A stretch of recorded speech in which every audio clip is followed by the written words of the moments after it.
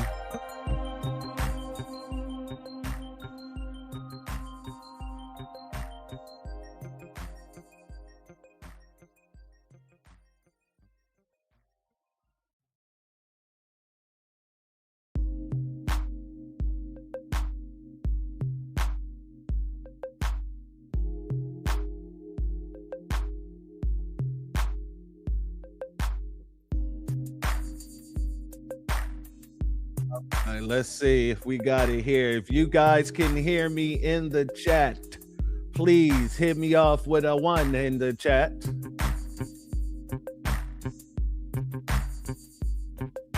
All right, looks like we got it fixed over here. All right, looks like we're back. We're back. All right, good. What it do, family and friends? Welcome back to the Church of Black Power. If you're not subscribed, go ahead, hit that subscribe button along with the notification bell so you can be notified whenever videos like this drop. Please make sure you're hitting that like, share, and hype button so we can beat up the algorithm. Make sure we get this message out to the ears that need to hear. And if you have not done so yet, please click the link in the description. Go to change.org and put your signature on the petition for reparations. And with that being said, family, welcome back to another Sunday service. Happy Memorial Day weekend to each and every one of you. I hope it's been a great one, and I hope it continue to be a great one. There's a few things we're going to talk about here today. We're definitely going to have to speak about a few things, But first and foremost, I want to talk about a situation that kind of reminded me of a situation that's happening with us on the roads. For all my truckers out there, for all my people traveling, I want you all to be safe out there. I want you all to make sure that you got your power tools at the ready, because there's a lot of nonsense going on. Somebody sent me a clip. I'm going to play it here. Let's go. I think the public needs to know this. If you're traveling this summer for vacation or for the holidays, listen up. As of right now, the FBI is hunting down 500 truck driving serial killers. Before I get into it, if you're traveling this summer, you're going to want to be cautious traveling on I-40. So this has been going on for the past 20 years, but it's ramping up. So the FBI is guesstimating that around 1,000 plus women have been murdered by long haul truck drivers. But that's not all. They also have murdered 2 couples as well at truck stops. And these are the weirdos they're catching. So this is actually a chilling last picture of this girl before she was murdered. Basically, what they're doing is they're targeting SEX workers at truck stops and unsuspecting women. What they're doing then is basically torturing these women in the back of their trailers for as long as they possibly want to, and then they end up just murdering them. But the body count is just getting higher and higher, basically so high that they're letting it be known to the public. So the sad part is a lot of these working girls don't have a choice. Either their PIMPs are saying, hey, you got to go in that truck or else, or hey, you're not going to get your DRUGS if you don't get in that truck. And they're all ending up dead. So far, the FBI has concluded that it's happening in North Carolina, Tennessee, Arkansas, Oklahoma, Texas, New Mexico, Arizona, all the way to California. Like I said, I-40 all across America. So if you're traveling this summer, be careful. If you are pulling into a rest stop on I-40, make sure your head is on a swivel, because apparently this is becoming a major issue.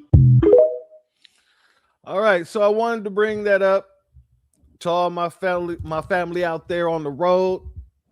I want to make sure that you all are well prepared to handle any situation that may arise upon you, because 500, that is that is a crazy amount. That is a crazy amount. And what happened for me is when I saw that clip, it reminded me of all the black truck drivers that just ended up coming up missing, or they said that they unalived themselves or things like that.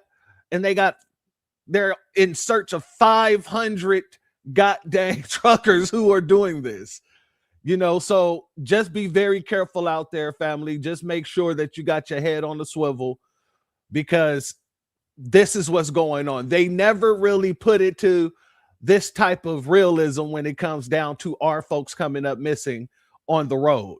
You dig what I'm saying? They know that this is going on, and they make it seem like, oh, well, we think he just unalived himself. Oh, he just came up missing out of nowhere. No. If they're catching their little prostitutes at the truck stops doing this, they're catching anybody they don't like doing the same damn thing. And I want you all to be very, very careful out there. Now, RIP to our good brother Rob Bass. RIP to our good brother Rob Bass. Had to get that out. Now, family, let me go ahead and scroll up before we get started and give my B1 salute, my shalom, my certified salutes. A B1 salute and shalom to our good brother 13 Mike Travels in the building, our sister Patricia A. Jones, our brother Jesse Paris, our good sister Hurricane Nisi, the great in the building. Much love to you. Thank you for being here. Troy is in the building. Shout out to you. Our queen sister Aquarius Minded is in the building. Shout out to you. Our brother Isaac Hayes. Excuse me. Isaac Holloway in the building. Shout out to you, family. A. Jones, David Boyd, Cultural Superpower, Brenda Thomas. Our good brother Black RU. Our sister Bad 72. Poetically in Motion. Our sister Black Spider. Much love to you, my sister Queens. Our good brother Cool Keezy is in the building, as well as Noah Randolph, as well as our sister Priscilla Taylor. Shalom to all of you. Our good brother DSB is in the building. Shalom to you, my warrior brother. Thank you for being here. Our warrior brother Antithesis is in the building. Much love to you and thank you for being here, as well as our sister Val Hawkins in the building. Shout out to you and thank you for being here as well.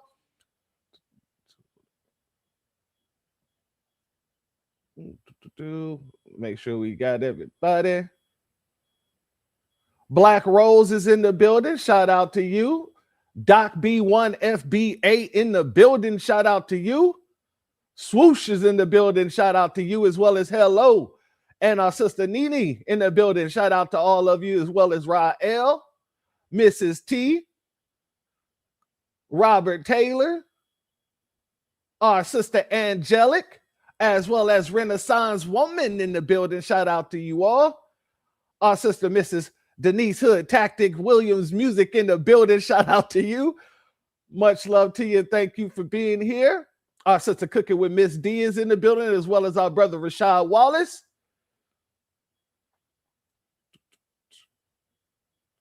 Make sure we got everybody here. Got to make sure.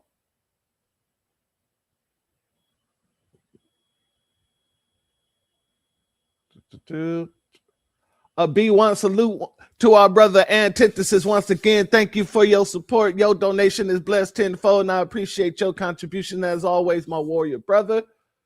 Oh yeah, Rob Bates passed away a couple of days ago. You know, I found out yesterday, but I believe it happened the night before last. Exactly. Shout out to Hero for Hire in the building.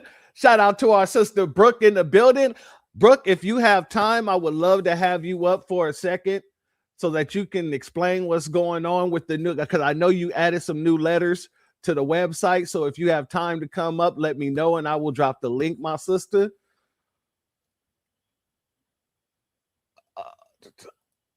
A B1 salute to Yaya Israel in the building. Much love to you and thank you for being here. And thank you for your super chat. Your donation is blessed tenfold, and I appreciate your contribution as always, my sister.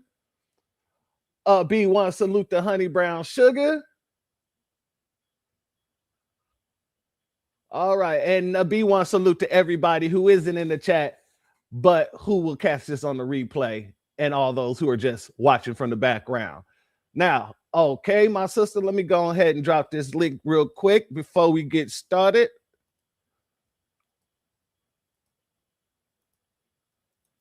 For our sister to come up and give us the heads up on what's happening.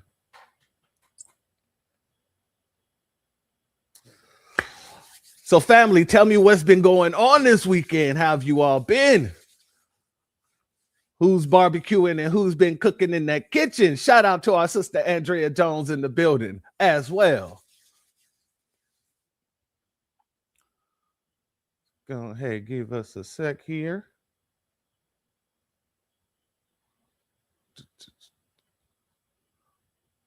While our good sister get on up here, let me go ahead and play one of my favorite songs. Evenmelanin.com. New healthier glass bottles.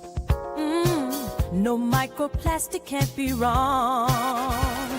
Smooth and even, let the glow begin. Melanin, age with grace at Even Melanin. Melanin, radiant skin where beauty's from within. Melanin, feel the love with Even Melanin. Evenmelanin.com. Had to play that one good time. You know, I love that song right there. Melanin, that's my jam. Anyway, family, while our sisters get up here, let me go ahead and start some things off here. In case you guys haven't heard, well, I'm pretty sure that you all have heard, there has been another attempt on the White House. I can't say on Trump because he wasn't even at the White House, but who knows if the dude even knew that. However, let's go here real quick. Exactly. That's what I be jamming to that, boy. I'll tell you. Let's go here, family. Was at least twice last year and had a history of mental health issues. Court records state Best was charged in July with trying to enter a restricted area near the White House. Authorities say Best told them he was Jesus Christ and that he wanted to get arrested. Best was also reportedly detained by Secret Service the previous month for flagging down agents and making threats. The president saying in part on Truth Social, "Thank you to our great Secret Service and law enforcement for the swift and professional action taken this evening against a gunman near the White House who had a violent history and possible obsession with our country's most cherished structure." The president was at the White House when the shooting happened, but he was not affected as the suspect never got into the perimeter. In fact, the president stayed at the White House throughout the evening as he tries to secure a deal with Iran. The incident happened around 6 p.m. local time. Many reporters heard the shots, sending them hitting the ground for cover. They ran to the briefing room as the White House was placed on lockdown for nearly an hour. A Secret Service spokesperson says the suspect came to the checkpoint near 17th Street and Pennsylvania Avenue. And per their preliminary investigation, they say as the man walked up, he took a gun from his bag and began firing at officers. Agents shot back and hit the gunman, who later died at a local hospital. The Secret Service says a bystander was shot during the incident as well, but it's unclear whether they were initially hit by the suspect or during the crossfire. Charlie, Rachel, and Griff. Thanks, Maddie. Thanks, Maddie. So, family, I see a lot of the talk on it too. I'm gonna be honest with you. At what point? This is like his 5th time. It's like the 5th time of this happening, family. Am I right? Like it just, I don't know. It at what point do you look at it and say that this all looks like a psyop? You know, every time people get mad at Trump, all of a sudden, here goes a situation. I'm just saying, like, I might be wrong, but you know, come on, we didn't saw enough of these. We didn't saw enough of them. I want to give you a few angles because I found it to be hilarious, to be honest with you. Shout out to our brother William Aaron in the building. Much love to you, and thank you for being here, as well as our brother Dale in the building. Shout out to you, as well as our brother Leonard De Yuda. Shout out to you. I want to hit you off with a different camera angle here of what they said, what was going on here.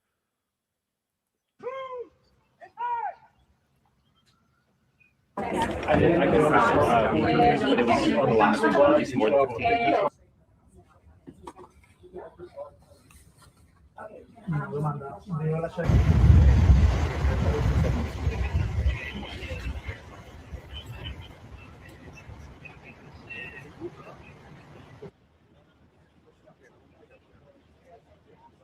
Fiasco, I need you over here with me now. Shout out to our sister Aquarius, and I was going to say this as well.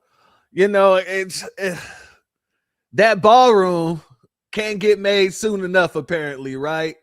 But if that's the case, then what are y'all going to do? Because this is, how many times have people just snuck onto the Washington grounds, the White House grounds? Like, if your security ain't doing the job right now, how well are they going to do the job once that ballroom is done? I'm just saying, it just, something ain't right. This right here was hilarious to me, though, family. Let me go here real quick. This was hilarious. President Trump has said a deal is close. Hold on. Hold up. That President Trump has said a deal is close, only for the two sides to remain far apart. No.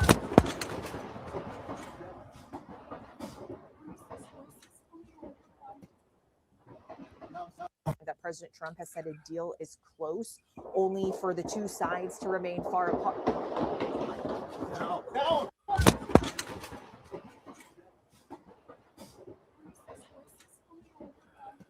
If this was a psyop, they didn't tell nobody. This was like the Boys in the Hood set, right?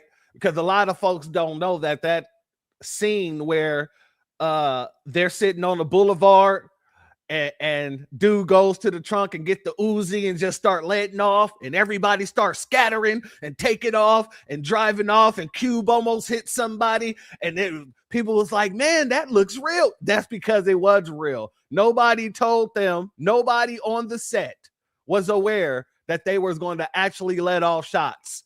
And that's how it looks right here. If this was a setup, Nobody, this woman clearly was not aware. Oh man, family, this is hilarious.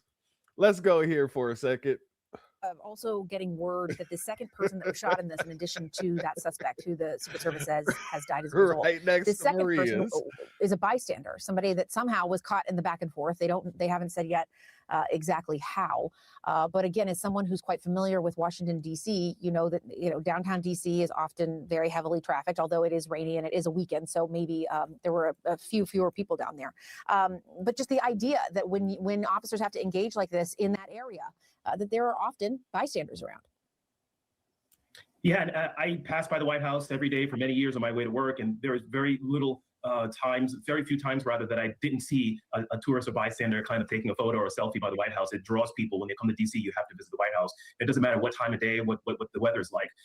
This is the reality of urban policing. And our friend from Boston can tell you this. When Secret Service agents or when federal agents, when I went to the academy, you were trained for this kind of close combat, people, innocent bystanders in the way. The marksmanship that these individual Secret Service officers and agents get is world class, and they're really trained for this. Unfortunately, when bullets are flying, innocent people can get shot. It hasn't been determined if it was the alleged perpetrator that shot this individual or from one of the agents. They'll come out through forensics, but this is a reality, unfortunately, when you're dealing with these type of situations. So apparently there was an additional person outside of the pumer who actually got pumed as well, and who's actually in the hospital and is in critical condition. So my prayers go out to that person. But we got our sister Brooke up here. Shout out to my sister Queen. How are you doing? How are you doing? I am good. Thank you so much. I'm sorry, I was not dressed. I had a really long day yesterday. So I'm like lounging around in bed or whatever, but the work never stops. So Absolutely. definitely, let me know ahead of time and I'll make sure that I'm on camera. I'm camera ready. For you and your audience, because I do like to do that, but I definitely appreciate you, impromptu letting me come on to talk about what's happening here in New York right now, right? Absolutely, my sister. And honestly, you deserve the day off. Take the day when you need the day. Trust me. You need to be able to breathe sometime. Yeah, it's been a busy week. So on Wednesday, the U.S. Freedmen Project, President Devine and I, we went to Albany, and so we were meeting with legislators, meeting with Nikki Lucas. Nikki Lucas was so wonderful. She found us a really, really nice van to lend us.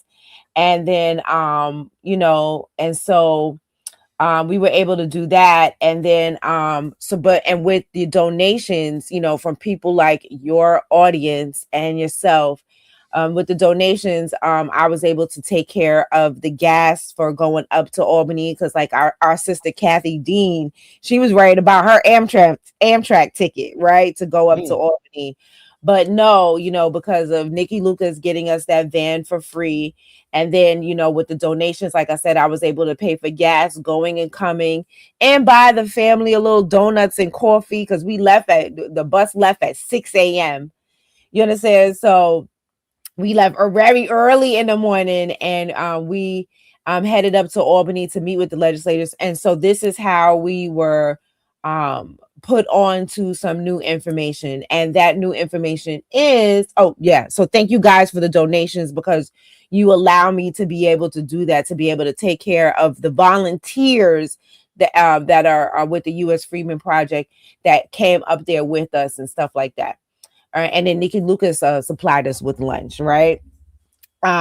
So when we got up there, we learned that our delineation and disaggregation bill is stuck in the Finance Committee in the Senate, right? And so it is authored by Senator James Sanders, and he has not brought the bill up for a vote. And so the new emails that have been added to the site, BREUCK, calltooaction.com, the new emails that have been added to that site, they are going to go to one, Senator Sanders, to impress upon him to bring that bill up for a vote, right? So that it doesn't, because there's only 3 weeks left in the legislative session, right?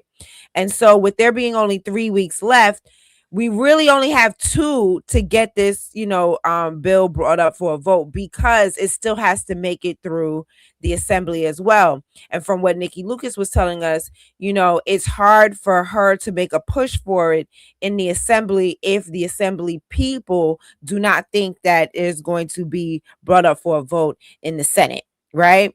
So we need him to do his part. So the first email you're going to send is going to go to him to impress upon him to bring that bill up for the vote.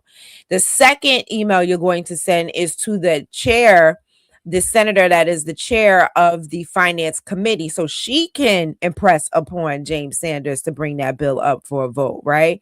And her name is Kruger, so you're going to send an email to her. Then you're going to send an email to 2 of the assembly people that are in his district, right? So that they can impress upon him to bring that bill up for a vote. And the first one is going to go to Amato. Now, she is not signed on as a sponsor or a co-sponsor on our bill, but we need to... So the email is going to request that she vote yes on that bill, and that she impress upon Sanders to bring that bill for a vote in the Senate. And then the last email is going to go to Khalil Anderson. Now, Khalil Anderson is a sponsor on our bill, so we're going to thank him for being a sponsor on our delineation and disaggregation bill, and then we're going to ask him to also impress upon James Sanders to bring that bill up for a vote.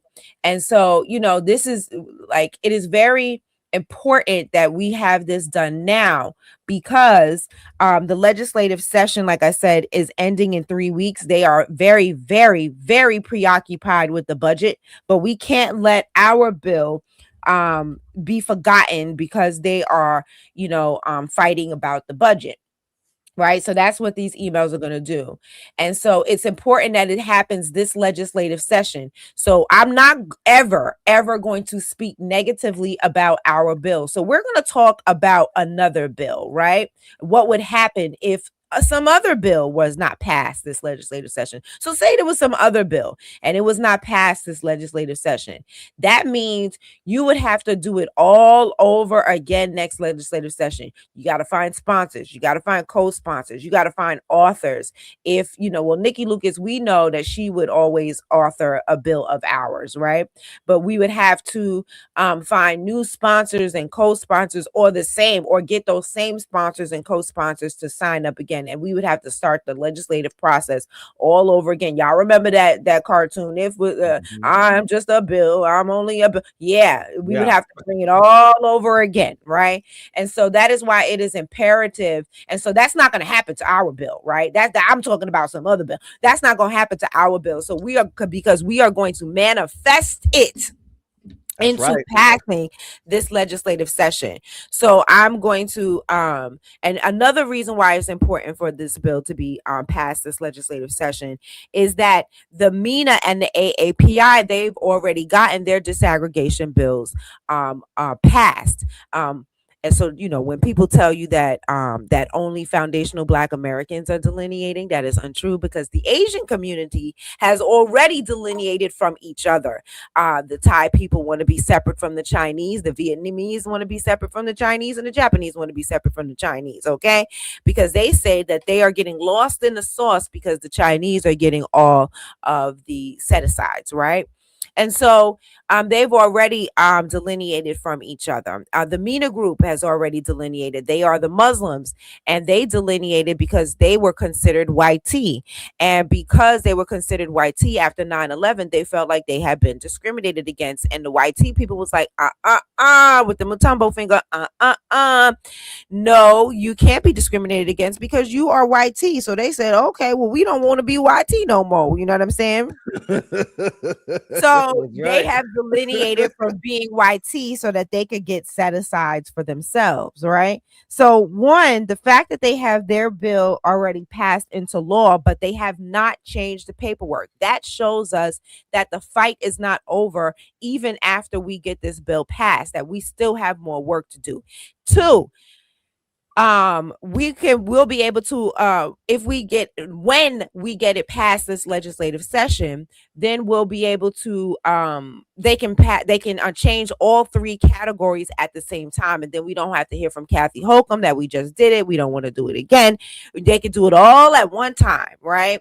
And so just to spill a little bit of tea on your program, in the beginning, in the beginning of the U.S. Freedmen Project, when they were just coming together as an organization, they met with Assembly Member Szilagyi. If you watched my testimony from yesterday, that is who we were talking about. I'm still waiting on President Devine to upload his testimony on all of his on the U.S. Freedmen Project page, because he is terrible at that. So I will have to put my foot to his behind about that.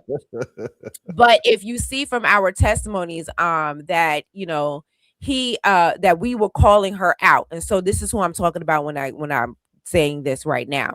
So when they were a beginning group and a beginning organization, they went to Assembly Member Szilagyi and told her that the bill in which, now this is a separate law, the law and bill at that time in which the reparations hearings and commission is founded on is unconstitutional because it's race-based. They explained this to her. And then so then Member Szilagyi ignored them. She is the head of, she's the assembly person that is the head of the Black Puerto Rican Hispanic Asian caucus here in New York. What? Yes, you heard me. Yes, that's what it's called. It's called the Black Puerto Rican Hispanic Asian Caucus. It started off as just the Black Caucus, but everybody has to jump on our backs. So yes, she is the head, and she is of Haitian descent, which is some of the things that I brought up during my testimony. She is of Haitian descent, and so she ignored. She pretended like she cared, and then she ghosted the U.S. Freedmen Project, and then President Devine and Assembly Member Licky Lucas, they decided to write their own bill, right, for reparations, right? So when they wrote their own bill, they were trying to get support from other Caribbean and African organizations. And President Devine was told by these Caribbean and mostly Caribbean legislators that they would not receive any support from the Caribbean or African community unless they were able to get a peace, which we all know, even if we wanted to give them a peace, it is unconstitutional and we cannot, right? But President Devine thought as long as we explain this to them, they would not try to hold our reparations hostage by not giving a letter of support. So President Devine reached out to over 50 Caribbean and African organizations, and guess how many he heard back from? Not received a letter of support, just heard back from. Guess how many? Not none. Zero, zilch, zippo, none. How many ways can you say none? Yeah, nothing. How many times did you say zero? Okay. He heard back from no organizations, much less received a letter of support. So now I'm going to ask you, we just received a letter of support. Who do you think we received a letter of support from? Yeah, I heard it was the AAPI community. That's right, sir. You are absolutely 100% correct. The AAPI, so one of the organizations, I can't remember exactly their name, one of the organizations that was responsible for the delineation bill that they had, they sent a letter of support. So it is very interesting to me that this will go down in history, that the AAPI community reached out, not only reached back out and responded to President Devine and the U.S. Freedmen Project when he reached out to them, but they also gave us a letter of support, recognizing that we deserve our own ethnic group as well. So it is very, very telling. And as foundational Black American freedmen, right? Because foundational Black American is our social status, and our freedmen is our political status. And we use the status of freedmen because that is already baked into the constitutional cake of America. That is not something that we have to write. That is not a law we have to get passed. That is not a bill that I have to ask y'all support on. It is already baked into the constitutional cake. So that is why we use the status of freedmen. That's why you'll hear me on my testimonies use the two names together, foundational Black American freedmen, because like I said, foundational Black American is our social name that we chose for ourselves, and freedmen is our political status and name. And so it will go down in history who supported us and who did not. And so it's very telling. We do not have and that's, like I said, foundational Black American freedmen, we do not have any permanent enemies. And we do not have any permanent friends. Okay, so we will, join with the AAPI community to get the paperwork changed once we have this bill together, once we have this bill passed and a law for ourselves, right? And so that is what we will do. And so so it is just I asked you guys in the past. Well, let me just say this. Let me say thank you. Let me take the time to say thank you to the Church of Black Thought for allowing me to always come on your program to promote the work that we are doing, right? Because you allowed me, and because of you and creators like you, we were able to send, well, you guys, your audience, right, has sent over 250,000 emails to our legislators thus far. Matter of fact, I probably should check that out. It's probably more at this point, right? 250,000 emails. That is you guys. And so I have to, thank you guys for the support that you're giving me, and thank you for allowing me to convey this message to your listeners and watchers, right? And so I know you guys have done so much work already, because 250,000 emails ain't nothing to sneeze at. You hear me? At all. I am going to ask you to kick it up a notch. I know. I'm begging, please, guys. And y'all know I don't beg, you know what I'm saying? But I am asking the Foundational Black American Freedmen family to kick it up a notch, right? And to send these 4 more emails. And not just, I used to ask you before, send it every day. Now because we have 3 weeks left in the session and really 2 weeks left to get this done, right? I'm asking that you send it like 3-4 times a day. When you wake up in the morning, send them emails, right? When you go to lunch when you on your lunch break, send them emails.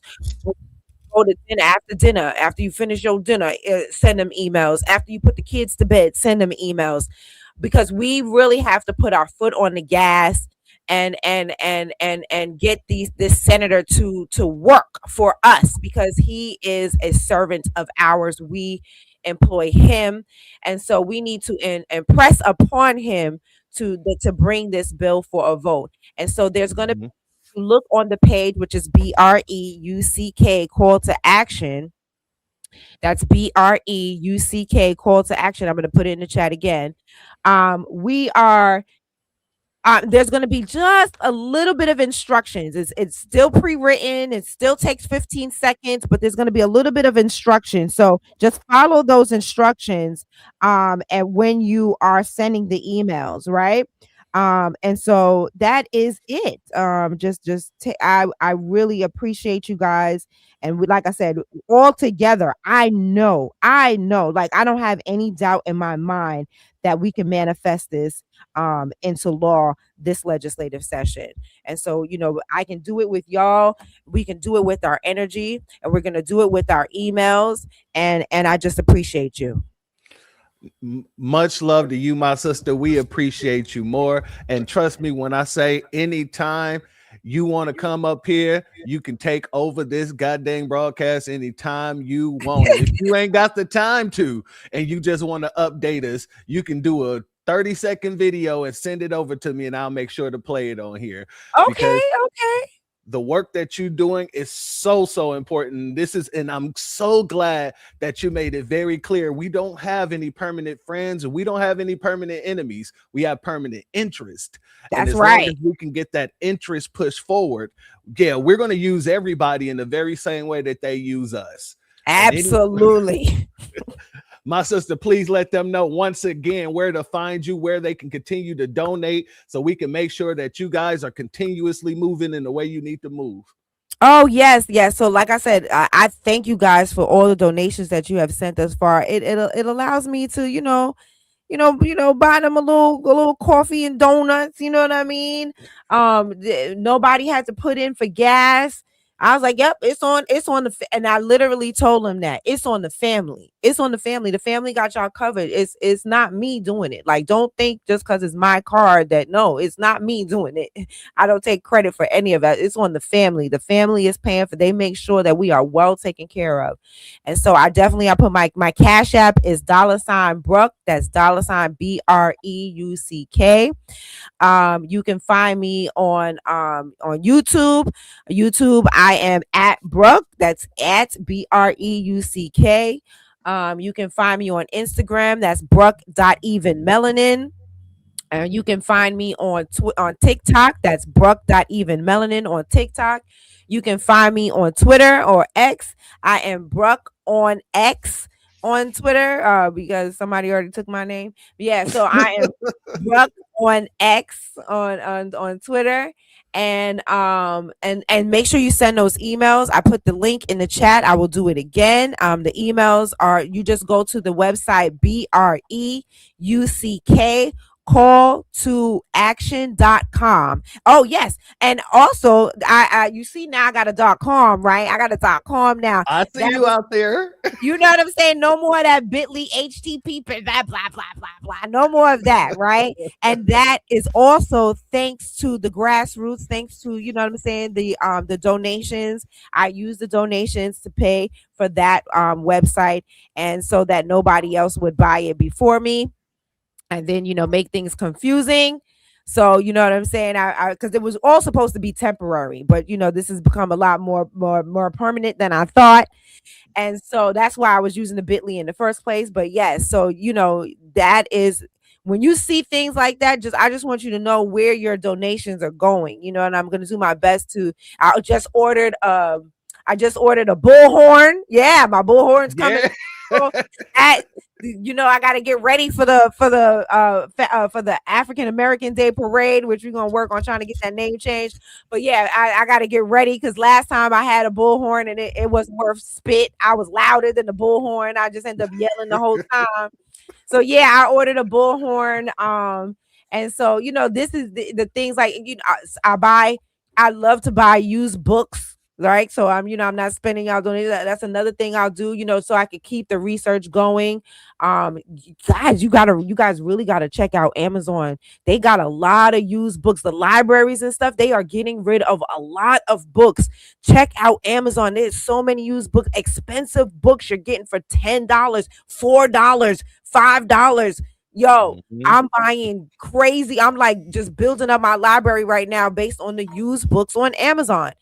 So, so I just want you guys to know, what your donations are going to, and I just appreciate it, and keep them coming because I'm going to continue to put them to good use.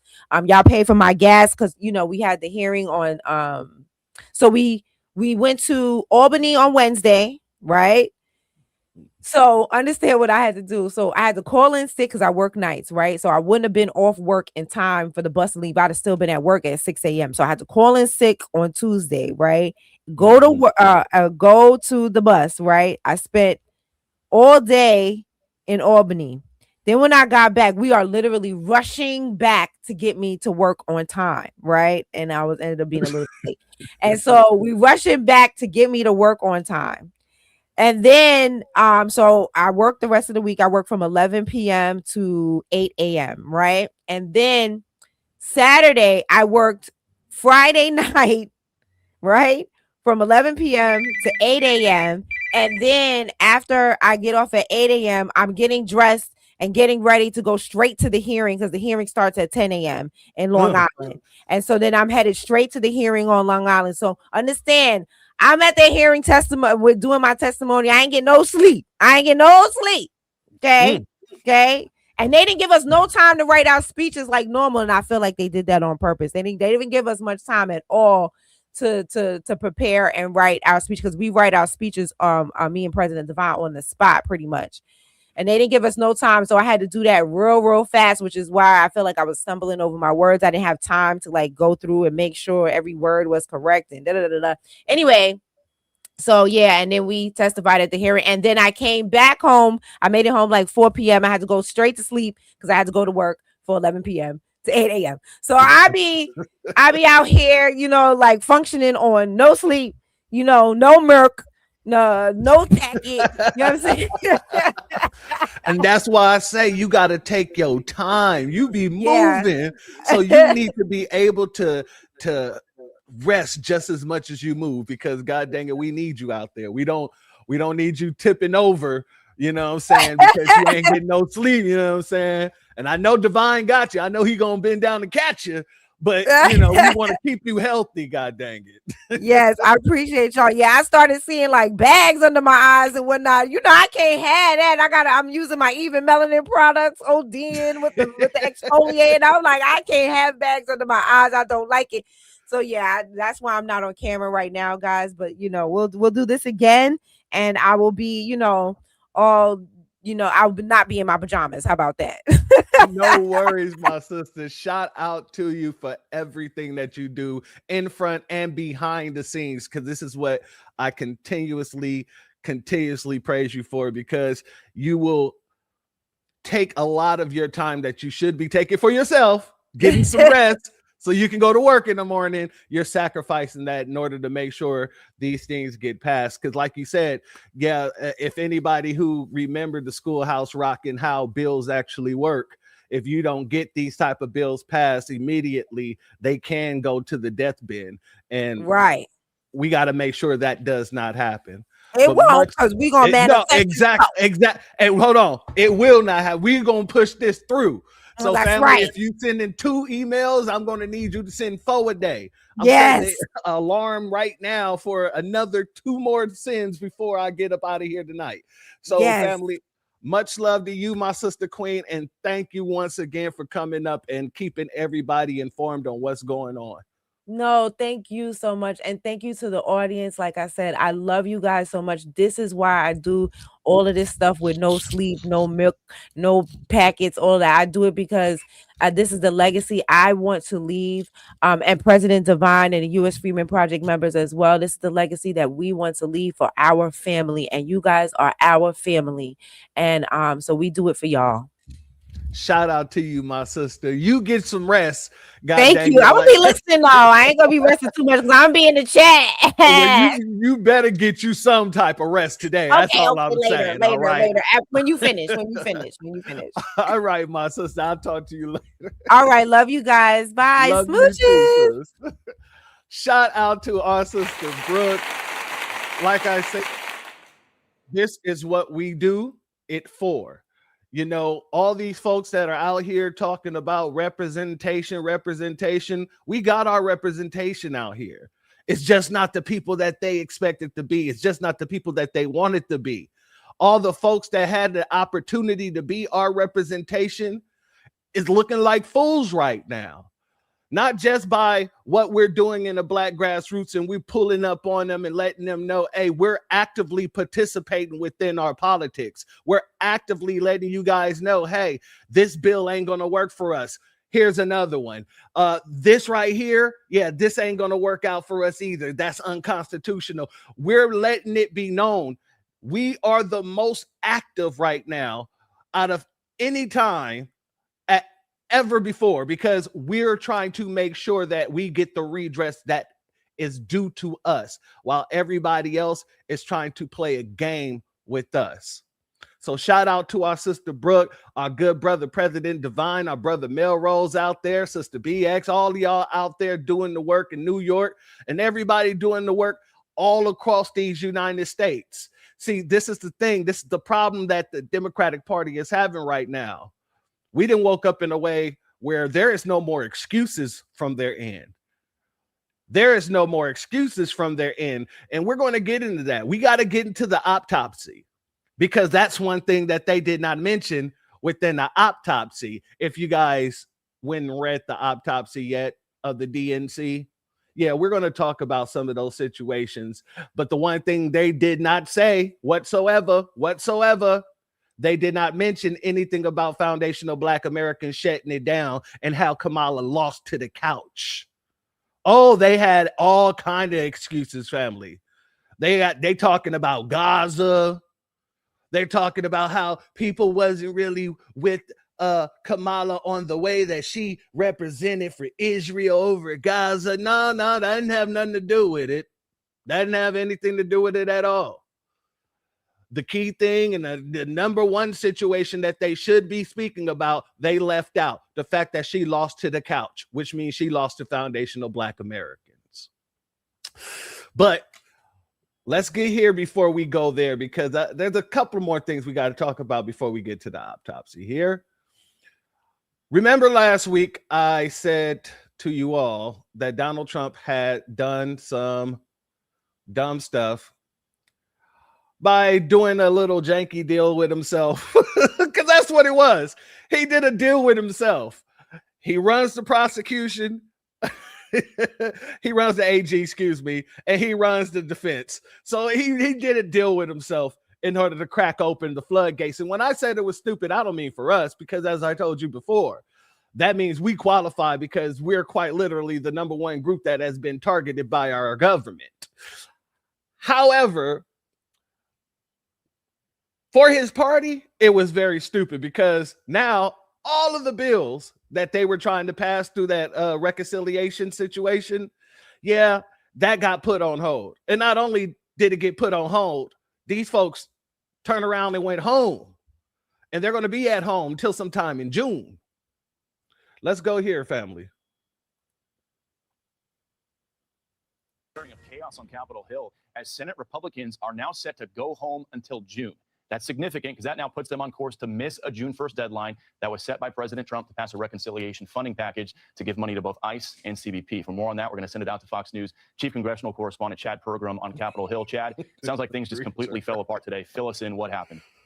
Bill, good afternoon. Here's what happened. Todd Blanche, the acting attorney general, was summoned to Capitol Hill to meet with Senate Republicans. They had a lot of concerns about this compensation fund, and they were going to have to go through what's called a vote-a-rama, a lengthy vote series where Democrats were going to put Republican senators on the record on every single vote here, voting on something related to that compensation fund. And there were some Republicans who had a lot of reservations about this, too. I am told that they have to go back to the drawing board and completely start this bill again. I'm told that Tom Cotton, Republican senator from Arkansas, had some very pointed questions to Todd Blanche in that meeting today. The same with Chuck Grassley, the longtime senator from Iowa as well. And you could see just how glum some of the senators were, some not even talking to the press because they just wanted to get out. As soon as they sent out the notice that they were cutting senators, that is the signal that this bill to fund the Border Patrol and ICE is dead in the water. The whole idea was that they were going to work late this week, get this done maybe in the Senate overnight tonight, and then move this to the House of Representatives, and the House would just have to sync up. As you mentioned, this June 1st deadline, that's something that was made up. It's something that the president said he wanted this done by, but they have been dealing with spending bills for the 2026 appropriation cycle since this time last year. And so they have to go back to the drawing board. They have to rejigger this bill. It's not going to get done right now. And even though President Trump has been on a winning streak politically, he's not getting done what he wants legislatively here on Capitol Hill as they miss that deadline. Bill? All right, Chad, and I'm just reading some text from our Capitol Hill team here. The House also expected to leave today after their vote series at 4:30 p.m. So both the Senate and the House leaving and will be going home. Obviously, President Trump not going to be happy about this. As you mentioned, they will be missing that June 1st deadline. Chad Pergram, live on Capitol Hill. Chad, thanks as always. Now, family, what's happening is, and there's a lot of mixed reporting on this. What's happening is Trump is actually trying to get that $1 billion for the ballroom tossed into this bill. He's trying to link this bill to that ballroom situation, and he's just trying to sneak it on in. But there's people out there that's trying to basically mislead folks to believe that it's the whole the 1.7 that he's supposed to be given, the 1.8 through the judgment fund. They're trying to equate those two, and that's not what's going on here. The judgment fund has nothing to do with this bill. The bill has nothing to do with the judgment fund. What Trump is trying to do is put that $1 million, that $1 billion that he wants for the ballroom to go into the reconciliation bill as well. So that way he gets the funding without having to go through both houses of Congress. That's what's happening here. So on one end, you have people, and it's both sides trying to lead you to believe this. And the reason why is because the Republicans are pissed the hell off that Donald Trump opened the damn floodgates for us to know what we know now. Well, what we already knew, but what he just put on display, basically, that the government is a goddamn joke. Everything that they could be doing could have already been done. Everything that they say that they wanted to do to protect foundational Black Americans and minorities and all this other crap could have already been done. So everything, quite literally, is a choice at this point in time. Everything is a choice. It is a choice that we have so many homeless people on the streets. It is a choice that people can't afford their Medicare, their Medicaid, no health insurance. It is a choice that the majority of the people is still on welfare or whatever the situation is within the Nabisco community. These are choices. And that's one thing Donald Trump just quite literally exposed. So you have some Republicans over there who are basically making it seem like, hey, yeah, this isn't a good move, and this is why we're going home. It isn't really because they don't like the move that he did. It is more what this will bring moving forward. Because just like the Democrats, you have to understand something. The Republicans, they treat their constituents just like us. Well, not so much. But in a way, if they don't have to offer them nothing, all they got to do is offer them some racism. Guess what? Those folks will take the racism and they will go ahead and vote for those folks. But for the Republicans, they keep people poor and keep people destitute too, if they don't have to do nothing for them. So this is a big, big eye opener on both sides, for both sides.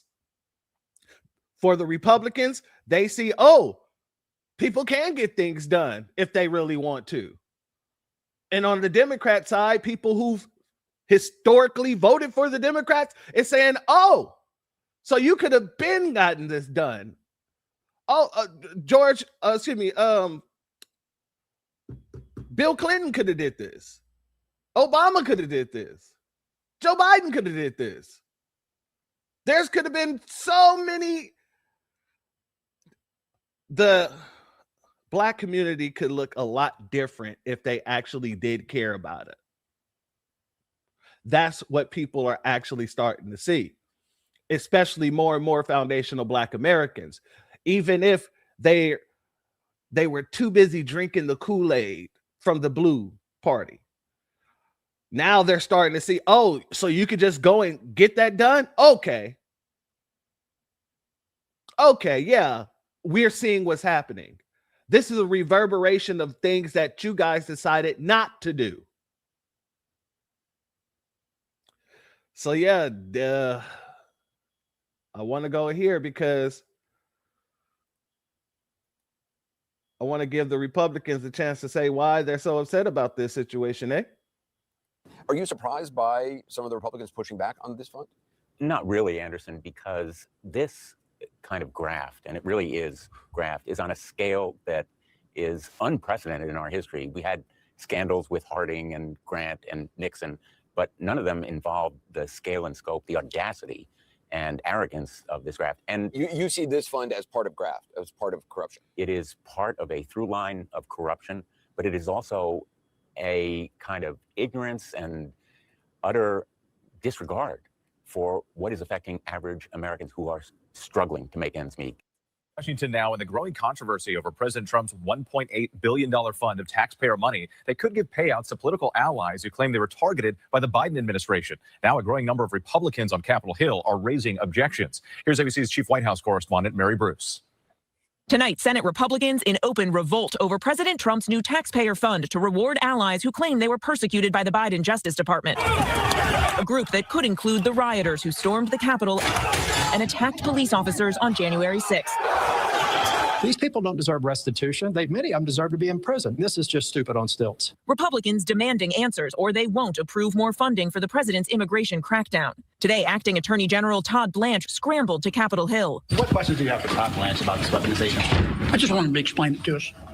We don't have any details. Blanche even suggesting in this fact sheet that senators could claim money from the fund themselves. But sources tell us the meeting backfired spectacularly. Some Republican senators screaming at the acting attorney general, saying the president's fund could cost them the midterms. As things went downhill, Senate Republican leader John Thune abruptly canceling the planned immigration vote, sending everyone home for a week. You'll have a good week. Republicans were already struggling to justify the president's request for $1 billion in taxpayer money for his ballroom. There's no architectural plans. There is no environmentals. There's no engineering. There's no sense of, when we asked, how did it happen to cost exactly $1 billion? I just don't get it. Trump insists the project is being paid for entirely by private donations, but says he needs $1 billion from Congress for security upgrades. Are you losing control of the Senate Republican? I don't know. I really don't know. I can tell you, I only do what's right. And with the president today also spent time talking about his new triumphal arch to be built near Arlington National Cemetery. Today, a federal panel stacked with Trump appointees approved the plan. Trump was asked if he also needs congressional approval. He said, quote, "No, we don't. We don't need anything from Congress." All right, Mary Bruce at the White Also in the politics lead, Speaker Mike Johnson's meeting with President Trump was scrapped today after the U.S. Senate left town without acting on Trump's immigration package. This is amid Republican fury over the nearly $1.8 billion anti-weaponization fund that Trump set up. These people don't deserve restitution. Many of them deserve to be in prison. I mean, this is just stupid on stilts. I do not support the weaponization fund as it has been described. One Republican congressman says he wants to kill this fund altogether. Republican Congressman from Pennsylvania, Brian Fitzpatrick, joins me now. Congressman, thanks so much for joining us. What have you learned about the source of the fund and the fund in the last 24 hours, and if there is a way to stop it? Yeah, Jake, no response from the administration, so we're moving forward. Myself and Tom Suozzi, the co-chair, my co-chair of the Problem Solvers, introduced legislation today. We are operating under the presumption that the genesis of this funding came from last year's DOJ appropriations bill. So we took that title. We issued a very, very brief piece of legislation that says that that money cannot be used in any way, shape, or form for this fund that was created on May 18th, that nobody knows anything about, nobody ever authorized. So we have a multi-pronged approach here that we're going to use to make sure that these taxpayer dollars are not wasted in this manner. The Deputy Attorney General, Todd Blanche, testified that anyone can apply and the money would be given out confidentially. There would be a 5-person board that would decide who gets the money. I mean, obviously, there are a lot of Senate Republicans, in addition to you, who have concerns not only about the existence of this program, but about the lack of guardrails on the program. Yeah. The question I have is, are there other House Republicans who share your concerns? Yeah, we'll find out, Jake. You know, we introduced the bill. You know, a lot of people privately are telling me on the floor, great idea, we're with you. Well, let's see if they put pen to paper, right? Family, what you just heard right now is them saying, yeah, do you know that this is for everybody, right? If it was just for J6ers and Trump's cronies, do you think they would really be that mad? No. See, he just showed, like I said, he just cracked open the floodgates. He didn't say, no, this is just for J6ers. Anybody who, no, this is for everybody. So you already know when it comes to us, our ears perked up. But they're out here, trust me when I say they're, these shields are out here trying to make it seem like we shouldn't go after it. And we're going to get into that too. But let's let this finish. It's very easy to say something.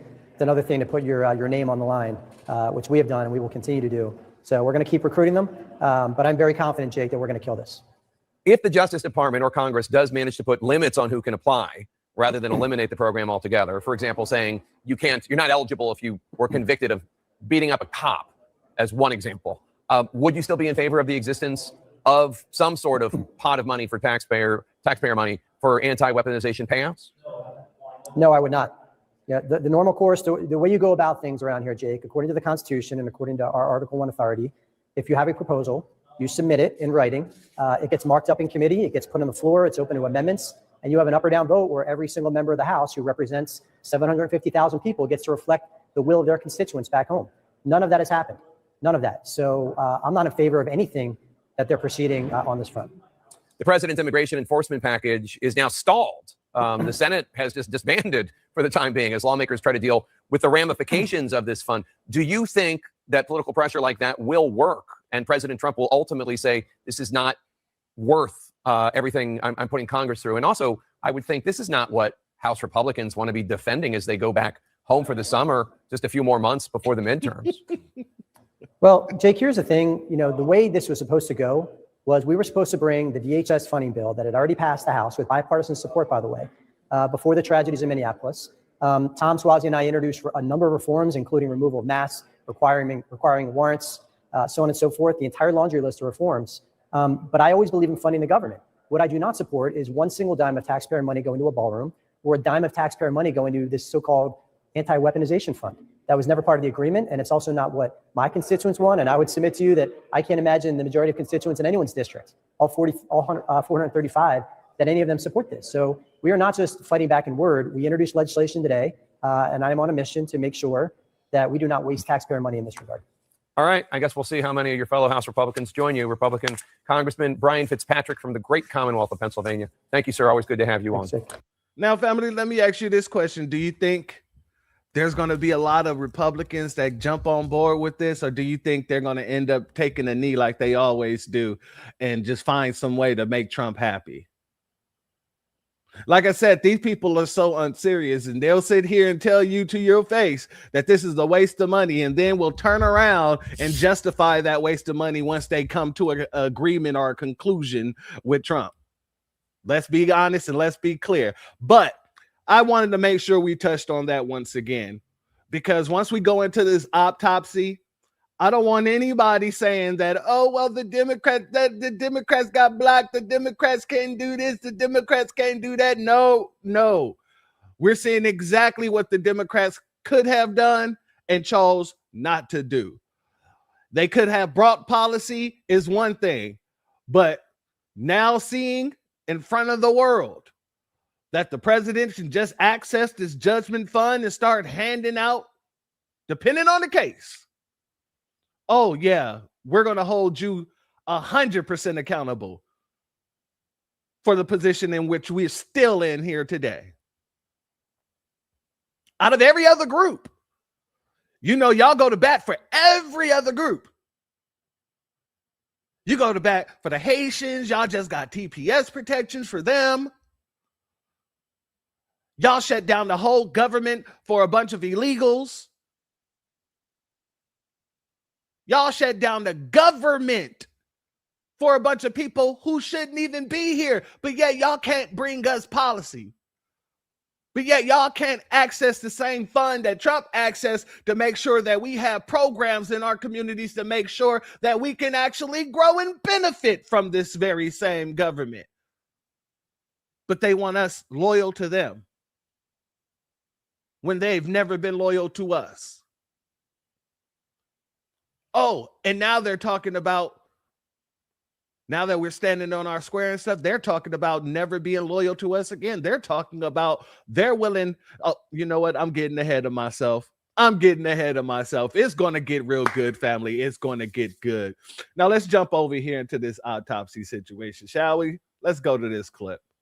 Breaking news, new exclusive reporting first into the Situation Room. CNN has obtained the Democrats' long-awaited autopsy of the 2024 election, documenting what went wrong in Kamala Harris's loss to President Trump. After publicly promising its release, DNC Chair Ken Martin pulled the plug on the elusive report last year, sparking fierce criticism within the party. CNN senior reporter Isaac Dover got his exclusive hands on all of this. He's joining us now in the Situation Room. Isaac, this report, you were a big part in why it came out in the first place. Excellent reporting on your part. After back and forth from the DNC chair, Ken Martin, on whether or not he'd release it in full. So what's inside? Well, so first of all, that is an important part of this. The plan was not to release this report. The report was released to me after I had obtained a lot of the detail and contents of what was in there. And the report that we have published on our website is with annotations from the DNC lawyers undercutting a lot of what is in the report. That said, it gets into things about spending decisions and organizing that was done by the DNC, ways to possibly improve it. But there are a lot of things in that version that are incomplete. And also, it does not touch a couple of topics that a lot of people were very interested in and thought were the reasons for this report not being out. There's nothing about Joe Biden and what happened in the debate. There's nothing about Kamala Harris getting the nomination without any kind of primary process. And also, there is nothing about the way that voters were responding to Gaza and how the Joe Biden and Kamala Harris policies and comments about it were hitting their minds. Notice how he tried to toss in Gaza like that was a major factor. It was not. Kamala lost to the couch, and they did not mention that. They talked about the spending. Yeah, they talked about the spending, the reckless spending, you know, giving money to people like Al Sharpton for interviews, people like Oprah, Call Me Daddy, having Meg Thee Stallion come out and twerk on stage. Yeah, they talk about the wasteful spending, but do they really go into the detail? Do they talk about how Beyonce came out with Kelly Rowland looking like Hammerhead from goddamn Dick Tracy? Do you think that they spoke about any of that wasteful spending, or do they just say wasteful spending and move on? You see, they're not having an honest audit within this autopsy, because the main reason why she lost is because they declined to listen to the Black grassroots. Several of us told them, hey, if you don't do something for foundational Black Americans, you will lose.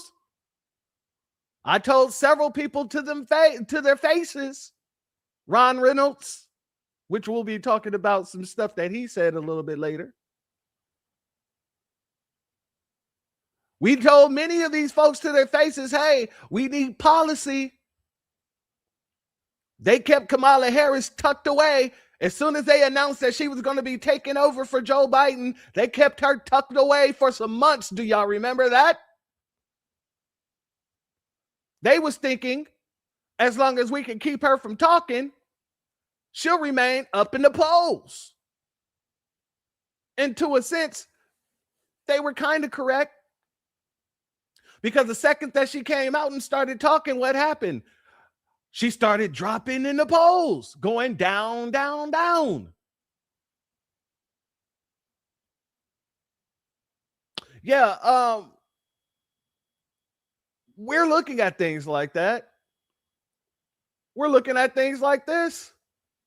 They not like us. Is that how you speak when you're at a debate? Is that how you speak when you're in front of a convention? Good morning, AIPAC. Good morning. What an honor. No, we must stand with Israel. Do you support reparations for Black people? So I'm not going to sit here and say I'm going to do something that's only going to benefit Black people. No, which is why I support the United States commitment to provide Israel with $38 billion in military assistance over the next decade. So I'm not going to sit here and say I'm going to do something that's only going to benefit Black people. No, I support full funding for Israel, including for the Arrow, David Sling, and the Iron Dome missile defense systems, which save lives. So I'm not going to sit here and say I'm going to do something that's only going to benefit Black people. No. And that's why I am fully committing to maintaining Israel's qualitative military edge. So I'm not going to sit here and say I'm going to do something that's only going to benefit Black people. No. I stand here clear-eyed about the dangers of division in our country and in our world, understanding why a state for the Jewish people is so essential. Do you support reparations for Black people? No. Family, like I said, we're keeping our eye on what really happened, not what the whole little manufactured little storyline is going to be. No, we're quite literally going to stick to the truth around here. But let's get back over here and see what else he has to say. And shout out to our sister Brooke for this. They're just showing that they're still the party of the KKK. And you are absolutely correct. Absolutely correct. Especially when we get into this conversation that they're having now. about whether or not they're willing to give up black votes, if they're willing to give up black minority districts in order to save their seats. But we're going to get there. Shout out, my sister. Shout out. Let's let them continue. So a lot was missing in that report. I know you reached out to the current DNC chair, Ken Martin, who we noted earlier has come under some fire for initially not releasing this report to the public. What's he now saying? Well, he apologized in a statement to me for how he handled it. And he said that he was releasing it to me because he feels like this is about getting back to some level of transparency. But he says in the statement that the report was not ready for prime time. That's how he put it. And that's why he chose not to do it, that it's full of a lot of problems. And again, we are publishing the full report so that people can see it and read for themselves and make their decisions about what's in there. Because in the full report, there's spelling issues, there's errors and just basic facts. Why didn't they have a more polished, put together report at this point in the game? Well, look, and this was after a year of work on it. And the story that I have up that goes along with the publishing of the report goes through the whole process of how this went down. Martin hired a friend of his as a part-time volunteer to be the person in charge of this report. And that person, I get into a lot of the conversations that that person was having. His name is Paul Rivera, that he was having with people and how those conversations went, but also a lot of conversations that he wasn't having. For example, he did not speak to almost anybody who was in a leadership position on the Biden campaign or the Harris campaign. He didn't speak to Joe Biden. He didn't speak to Kamala Harris. He didn't speak to Tim Walz. He did not speak to, when it comes to the Gaza issue, any of the leaders of the uncommitted movement, which was that. There's Gaza again. He made sure, notice, this man has not mentioned the loss of black voters not once. He's going on about everything else. He has not mentioned the loss of black voters once, but yet this man has just mentioned Gaza twice.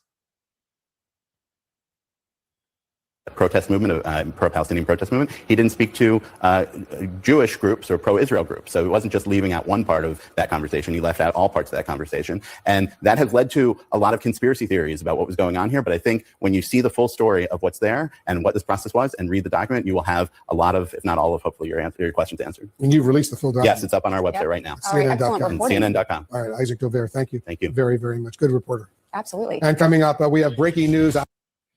All right, now I'm going to go ahead and play the opposing side of that from Fox News. Let's go here. Report on the 2024 presidential election. DNC Chair Ken Martin writing, I am not proud of this product. It does not meet my standards, and it won't meet your standards. I don't endorse what's in this report or what's left out of it. Shannon Bream is the anchor of Fox News Sunday. She joins us now. So this just happened. Why do you think he thinks that it does? Well, do you know why it doesn't meet his standards or why he thinks people will be disappointed? Well, we're going through what CNN says is this report. We haven't verified it independently, but it's got all kinds of notations on it that are apparently the DNC's objections or questions that it had. And Ken Martin says he initially didn't release this after he had commissioned it because there wasn't source material. They felt there were issues with it and they wanted to see more, pull more together before they'd release it. And then he said, after we had, some success in these special elections and other things, I didn't want to release it because I thought it would be a distraction. Then I realized it was a distraction not releasing it. So CNN says it's gotten its hands on this thing and what they're purporting that it is. It talks about a lot of different things in here. They say Democrats have lost ground at every level, from inconsistent messaging and improper planning. They talk about funding and not equipping their state parties. And, the document I'm looking at goes on a deep dive through a number of state races, down to the attorney general level, and looking at where things matched and didn't match with messaging and voting. And they said, in some of these cases that you couldn't just have a message that we're anti-Trump. We hate President Trump, or he's not good for us. He's not good for the country. You have to have your own independent messaging. So what? Wait a second. Down to the attorney general level and looking at where things matched and didn't match with messaging and voting. And they said, in some of these cases that you couldn't just have a message that we're anti-Trump. We hate President Trump, or he's not good for us. He's not good for the country. You have to have your own independent messaging. So what did she just say right there, family? What did she just say right there? She said exactly what foundational Black Americans was telling the Democratic Party. The same thing that our good brother Melrose Radio got up in front of all of those folks with Al Sharpton and those older people. We're not gonna, those older folks. What did he say? We're not scared of Trump. We're not scared of anybody. So the fear-mongering needs to stop, and you need to bring us policy. Did they listen? No. They continue to do the same old fear-mongering. Trump bad, Trump bad. This is why you need to hate Donald Trump, and that was not a situation to move us. We was already saying we done been through some of the most heinous things in this country. What difference can Donald Trump make? How much worse can he make it if we're already suffering under every administration? So now they're saying it out loud. You can't just go around demonizing a person. You can't go out boogeymaning a person thinking that that's going to be enough to get people to run to the polls for you. Imagine that. For all the people that says that foundational Black Americans don't know nothing about civics, it would seem that the way we've been moving has been clearly showing the world that we're the most knowledgeable people when it comes to the civic game. Because we'll say one thing, they'll say, oh, they don't know what they're talking about. They need to take a civics class. And then next thing you know, they will admit to exactly what we've been saying the entire time. They may not say it outright. They might toss it into some word salad. But at the end of the day, all they're doing is saying, yeah, foundational Black Americans was right about this. They were right. You can't just fear-monger your way into office. Not this generation. Now, you know what we got to do, because we got to bring in some nonsense. So you know what we going to do when we bring in the nonsense, family. We got to get this out of the way. Send in the clowns.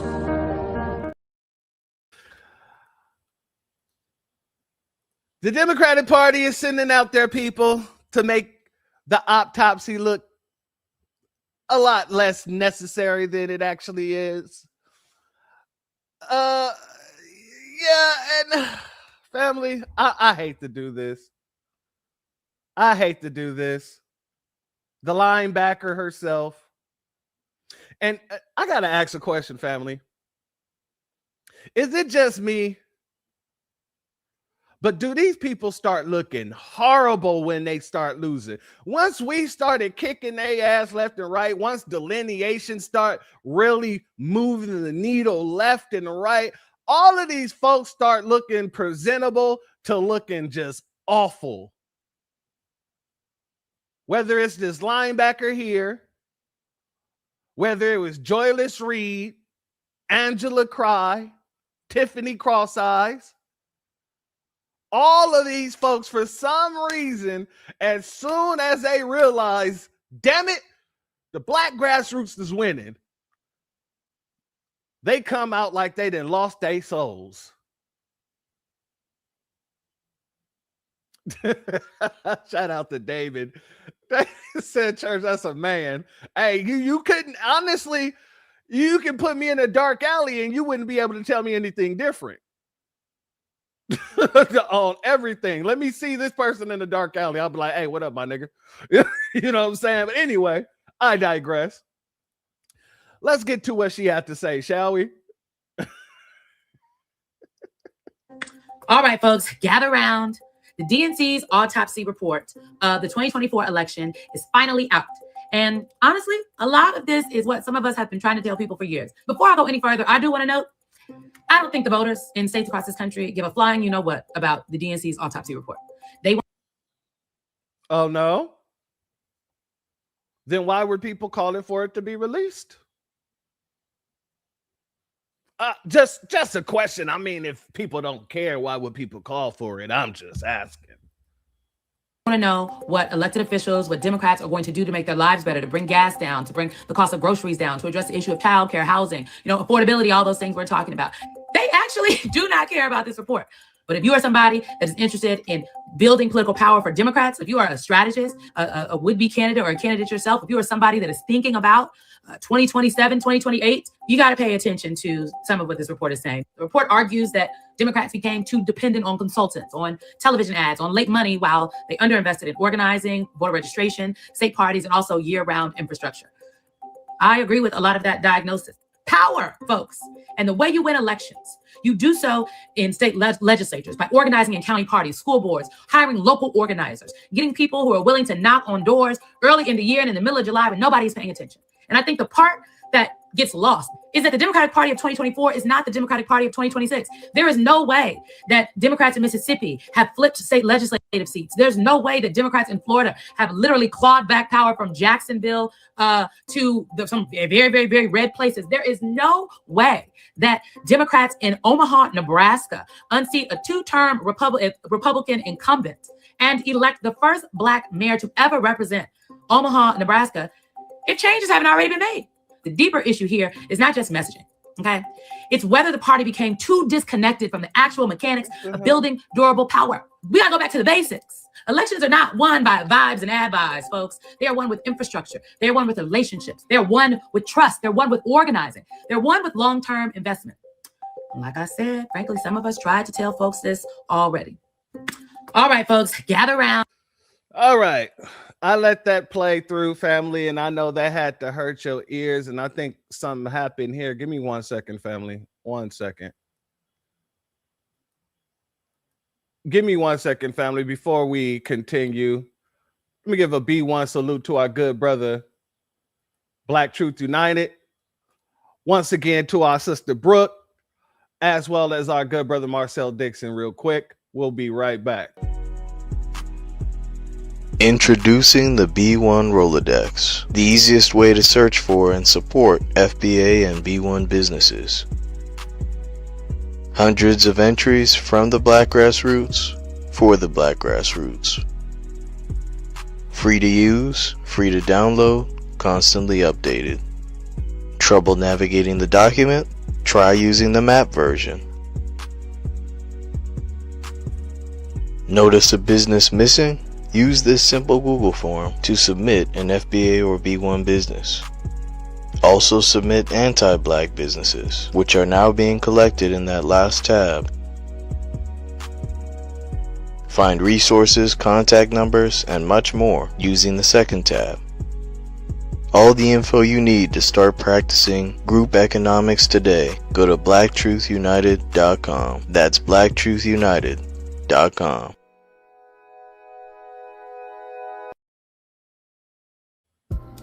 My infatuation with a Black man's beard started in my childhood. Apparently, my father kept his beard solely at my request. I loved playing in it as a little girl. He looked so manly to little tiny me. So my love for a Black man's beard isn't a fad. It's always been in me. The seed for this love offering was planted long ago inside of a little Black girl who loves her daddy. Infused in this beard growth, spray and oil is love, admiration, appreciation, and God's herbs to foster growth, healing, and a touch of softness to the strongest, most powerful men on the planet. Love, Brooke. Evenmelanin.com. They say doing the same thing over and over again and expecting a different result is insanity. I say it's stupidity. We as Black Americans have been voting for the Democrats with over 90% of our votes going to them for the past 60 years. And what do we have to show for it? I'll tell you, we are 15 to 20% of the population, but nearly 60% of the homeless. We have aborted over 20 million of our Black babies. Our wealth is heading backwards, and we own less homes now than we did during Jim Crow. I'm not saying vote for the Republicans. I'm saying don't vote for any party. Vote for good policies. If anyone comes to us and they ask for or demand the Black vote, you tell them Show me your black policies. I am Greg Marcel Dixon, and I approve this message. Thank you, family. My apologies. There's some technical issues where some of the people in the chat got booted for some reason, and I had to go in and fix that real quick. I don't know what happened there, but they've been playing with the channel for a while now, family, so I wanted to make sure that we got that taken care of right away. And I'm glad that I did play our good brother Greg Marcel Dixon, and that dropped right there, because that's exactly how you win elections, ladies and gentlemen. Our brother Greg Marcel Dixon made it very clear. Black policy is how you win elections. When you come to black people and you bring black policy, then you'll get a black vote. But you people love to come to black people, foundational black Americans, and you love to push us to vote for nothing while you give policy to everyone else. So when you talk about investments in infrastructure, you can say that foundational black Americans is the foundation and infrastructure of the Democratic Party, because you guys have been using us for so long in order to stay in power. So you should be investing in us. You should be putting all of your time and taking most of your time in spinning think tanks, putting all your think tanks together and seeing what can we do to make sure foundational black Americans are not just heard, but they can see that we're out here doing for them. Yeah, let's make sure that they see us bringing funding to their schools because we know that they're underfunded. Maybe we should stop pushing illegal immigration because it's foundational black Americans who are being hurt the most, especially when it comes to their children and, them getting the proper funding, the proper attention necessary, because teachers, instead of teaching the children the way they're supposed to be learning in the classroom, they have to take more time out to teach English to someone who doesn't speak a lick of English. Maybe we should stop doing that. Maybe we should stop, forcing different communities into the black community so that the black community can fund their businesses and they can send that money back home instead of investing it back into black communities. Maybe we should stop all of that, shall we? Maybe we should. Oh, our sister Brooke came back up. Hold up. Hey, my sister. No, sorry. I was trying to, because I had streamed it on my channel, but I want people to go to your channel, so I'm trying to end it on my channel so they can go to yours.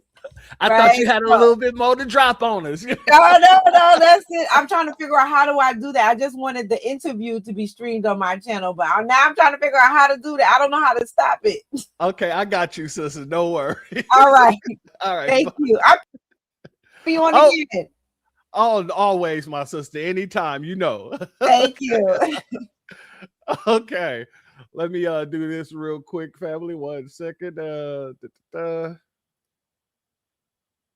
There we go. And we'll go here as well. All right. Now, let's see here. Where was we? Oh, yeah.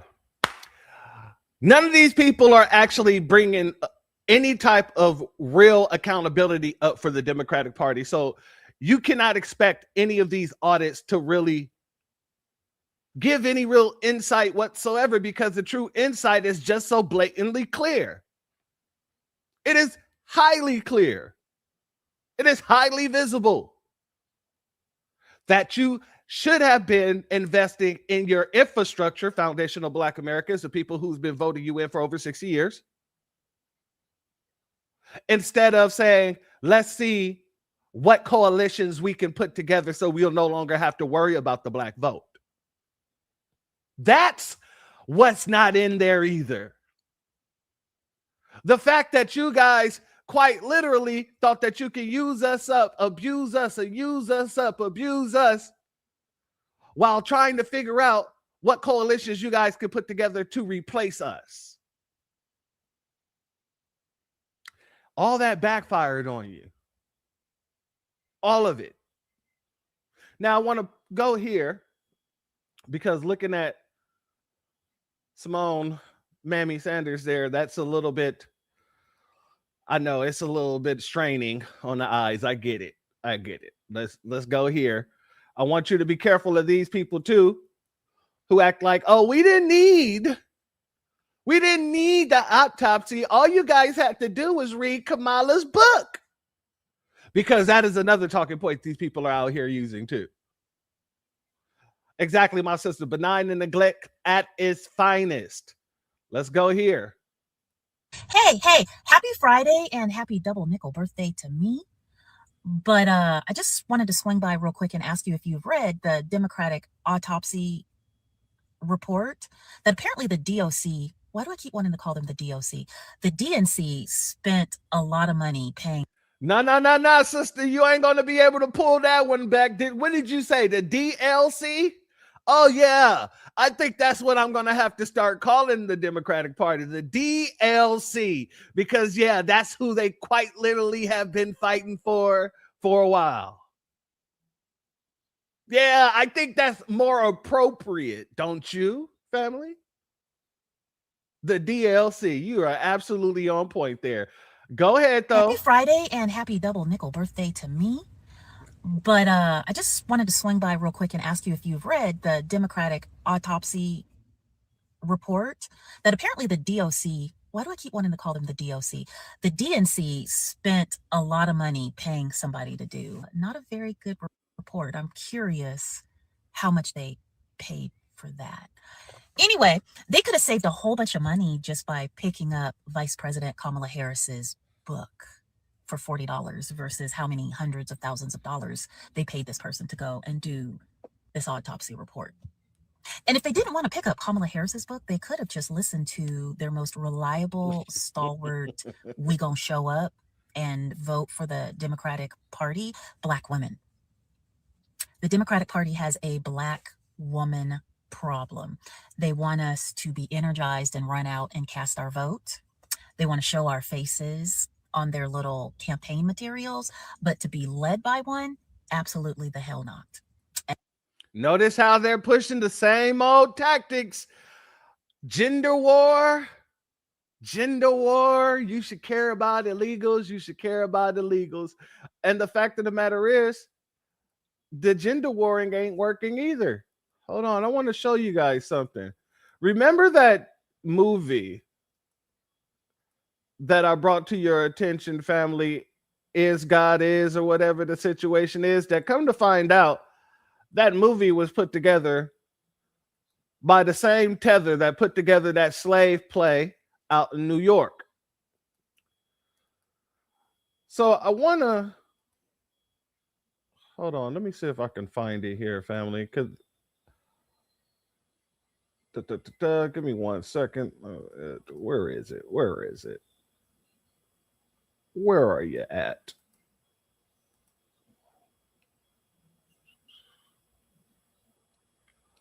I'm going to have to come back to it. I'm going to have to find that. But family, I wanted to show you guys how that dang Is God Is, that movie about,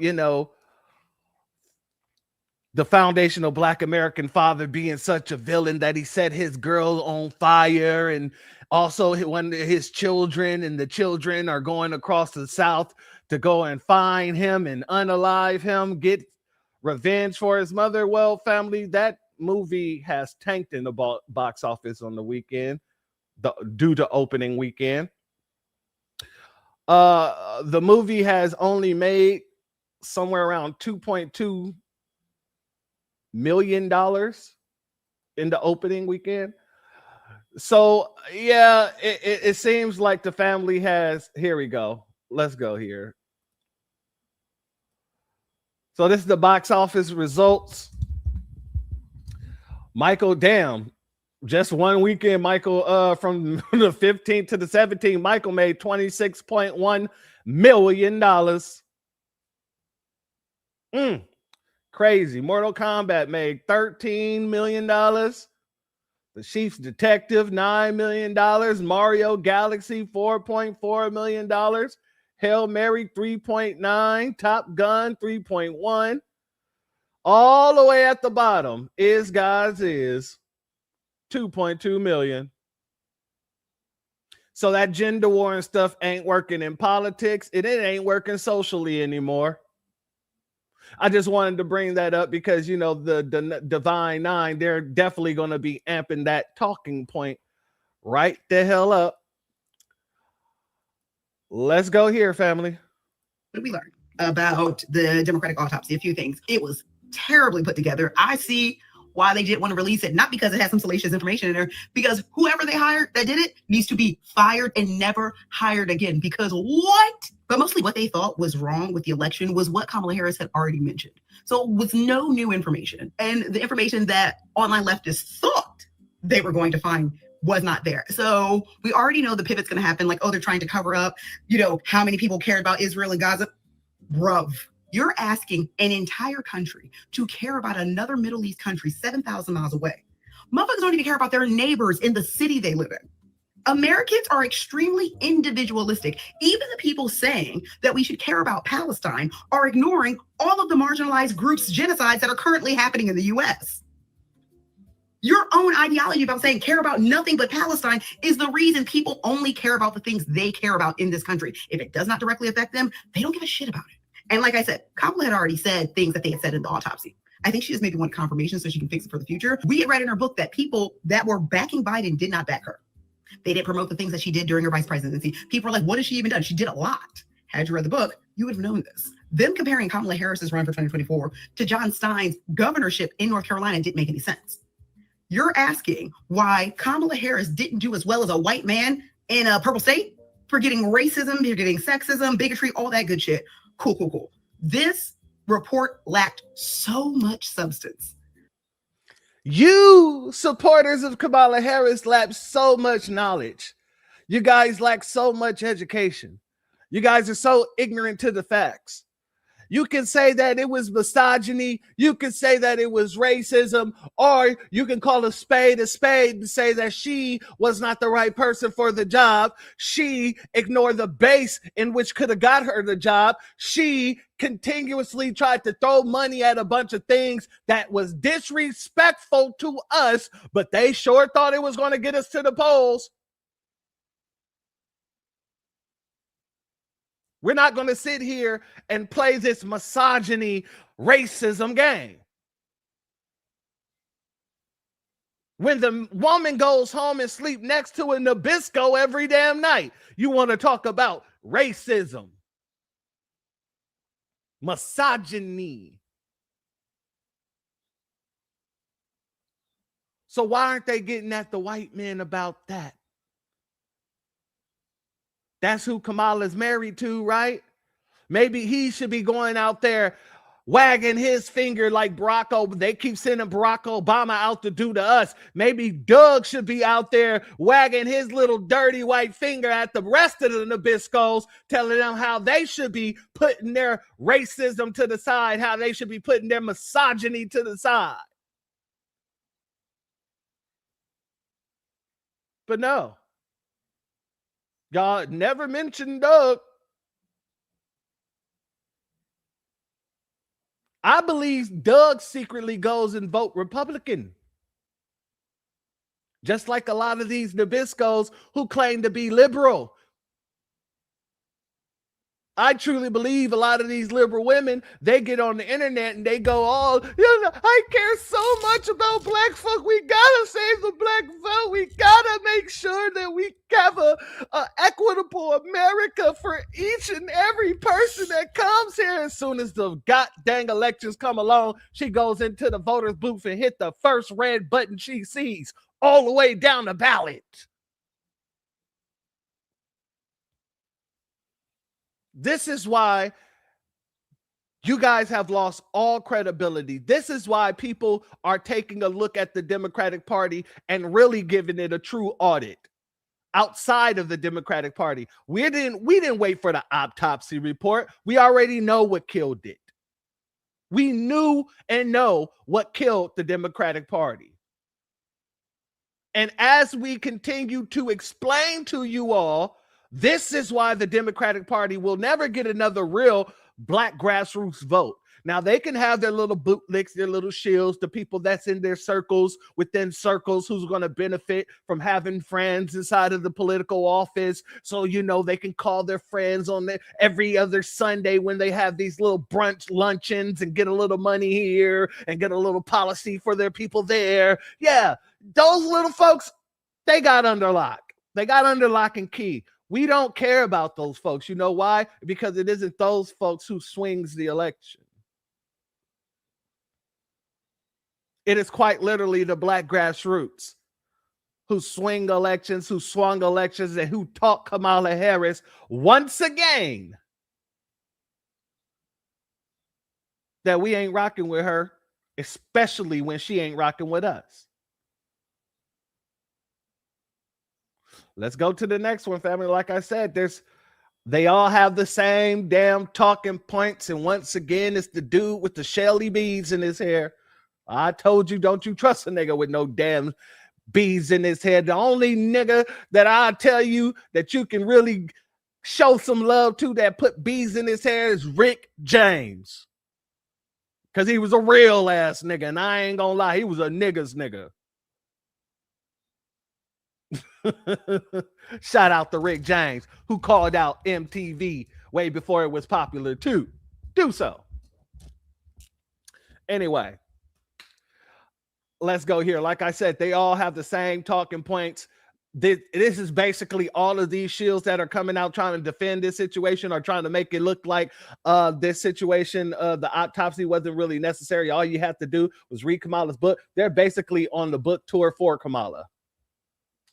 If you would have read the book, you would have known these things. If you would have read the book, you would be indoctrinated to a bunch of lies and manipulation. But let's continue. DNC autopsy was always going to be pointless unless it said the reason that Kamala Harris lost was because of Israel and Gaza. Because these people on the left, they have already decided in their head that is the reason she lost. So if you came out with any information that deterred it from that, we're going to be like, the DNC didn't do the proper research. This is all bullshit. And it's going to go back into their conspiracy theories because they are the same people that think Bernie Sanders actually won in 2016. And it's like, you should have never gave in to them in the first place and just never released it. Or if you were going to release it last year. Release it. Why are we releasing this during the midterms? Like, all this is a distraction at this point. But also with the DNC autopsy report, if you're going to do an autopsy report, do it right, do it justice. And it's just like, this goes to show that DNC does need some new leadership. We need to get some of these old people the fuck out and actually get some people that will be held accountable and actually do shit. But it's just like, even hearing about the autopsy report and everything about it, I knew this was never going to be a productive conversation because unless it said Israel and Gaza was the reason Kamala Harris lost, leftists were never going to accept it. They're going to come up with their conspiracy theories, and all the other people, we don't even care and just want to move on because we know she lost because of racism and misogyny at the end of the day. And that's what America's problem is. They don't give a fuck about women and they don't give a fuck about black people. And what the hell is Kamala Harris? A black woman. So put two and two together, and we knew what the autopsy report was from Nigga, please. And yes, Joe Biden definitely didn't lend enough support to Kamala Harris. We all can. Godly God family. I'm telling you, this is why she lost. And these folks, they refuse to pay attention. They refuse to pay attention. You believe that as long as you can say that Kamala's a black woman, that people should be paying, oh, you should be running to the polls for this woman. And we know that that's false. That isn't factual. It's all about misogyny. It's all about racism. Agree with that. So yeah, those are some of the main reasons she lost. People want to attribute to Israel and Gaza, and it's just like, it really probably wasn't. But yes, the DNC definitely needs some new leadership. Get these old people out, and let's get some people that's going to be held accountable. Because, like I said, I knew this autopsy report was never going to be productive, even if it was the best autopsy report in the world. Because, you know, that's just how these leftist people are. If it's not what they're saying, with their self-fulfilling prophecy of Israel and Gaza, they were always going to deter from it. So, you know. Now notice how he say this is just how those leftist people are, as if he's not a tap dancing, bootlicking Democrat Sambo himself. You see, they get out here and try to act like they're independent, but the fact of the matter is they're not. They get out here and try to say, oh, I'm not a Democrat or a Republican. I'm just saying that, you know, Democrats are better for black Americans and we understand blah, blah, blah, blah, blah, blah, blah, blah, blah, blah crap.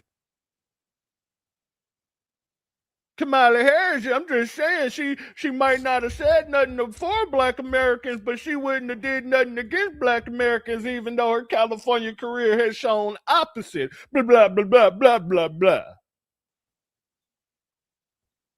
These people are cooked. They're absolutely cooked. Because we're not falling for the chicanery anymore. You can't sit here and manipulate us with the nonsense when we didn't watch this whole situation unfold in front of us.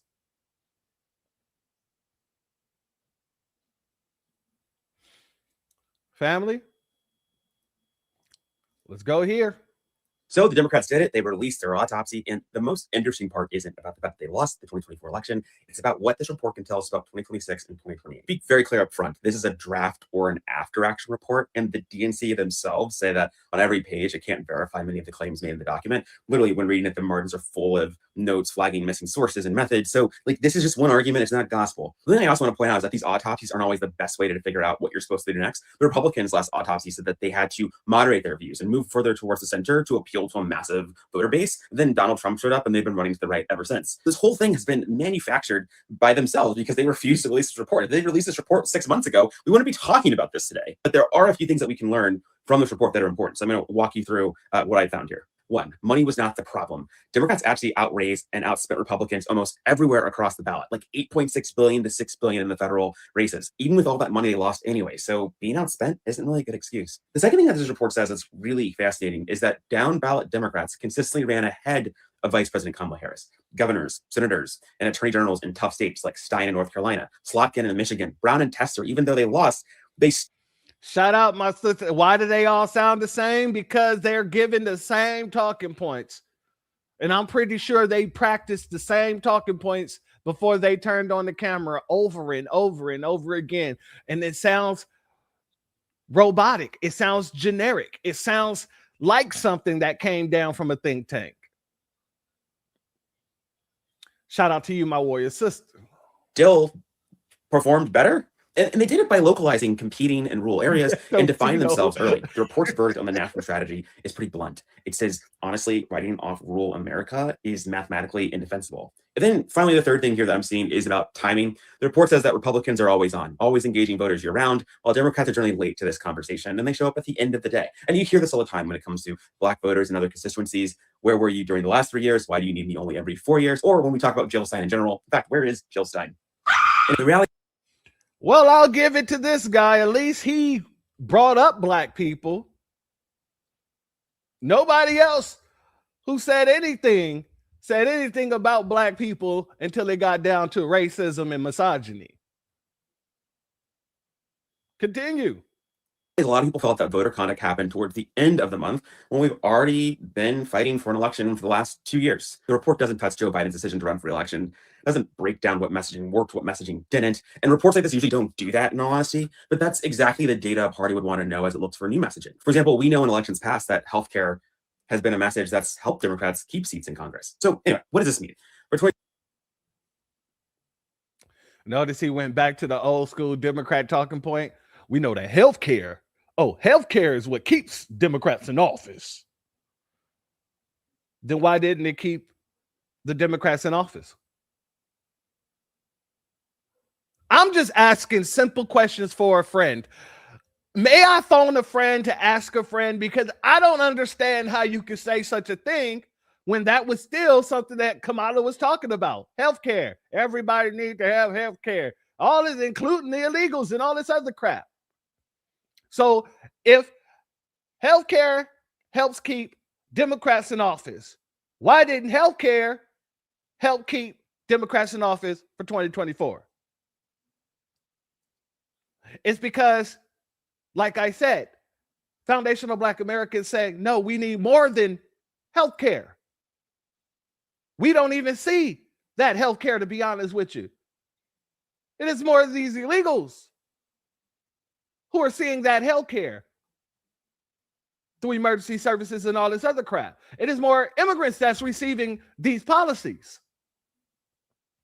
And because of the fact that you guys choose to participate in the benign neglect policy, We're going to sit this out until you actually bring us some tangibles. That's what got them out of there. And that's what would have kept them in there if they would have actually listened to us. Let me give a B1 salute to our sister, Bad72. Thank you, my sister Queen, for your Cash App donation. Your donation is blessed tenfold, and I appreciate your contribution as always, my warrior sister, as well as our good sister, Andrea Jones in the building. Much love to you, my warrior sister, and thank you for your Cash App donation. Your donation is blessed tenfold, and I appreciate your contribution as always, family. Let me get into some of these super chats as well. Shout out to our good brother, Jesse Parrish. Much love to you, and your super chat is blessed tenfold, and I appreciate your contribution as always, family. Keep up the good work. Keep up the good FBA work, my brother. Much love to you, my warrior brother, and you do the same. Shout out to our sister Val Hawkins. Much love to you, my sister Quinn, and thank you for your Cash App donation, your super chat donation. Your donation is blessed tenfold. I appreciate your contribution as always as well. Thanks for the important information about the drivers. Much love to you, family. Much love to you.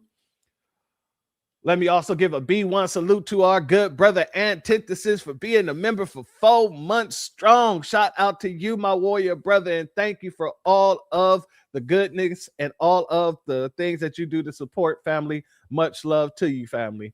And let me also give a B1 salute to our sister Cultural Power, Superpower in the building. Much love to you for your super chat. Your donation is blessed tenfold, and I appreciate your contribution as always as well, family. Now, family, we got to move along because there's some things I want to show you, family.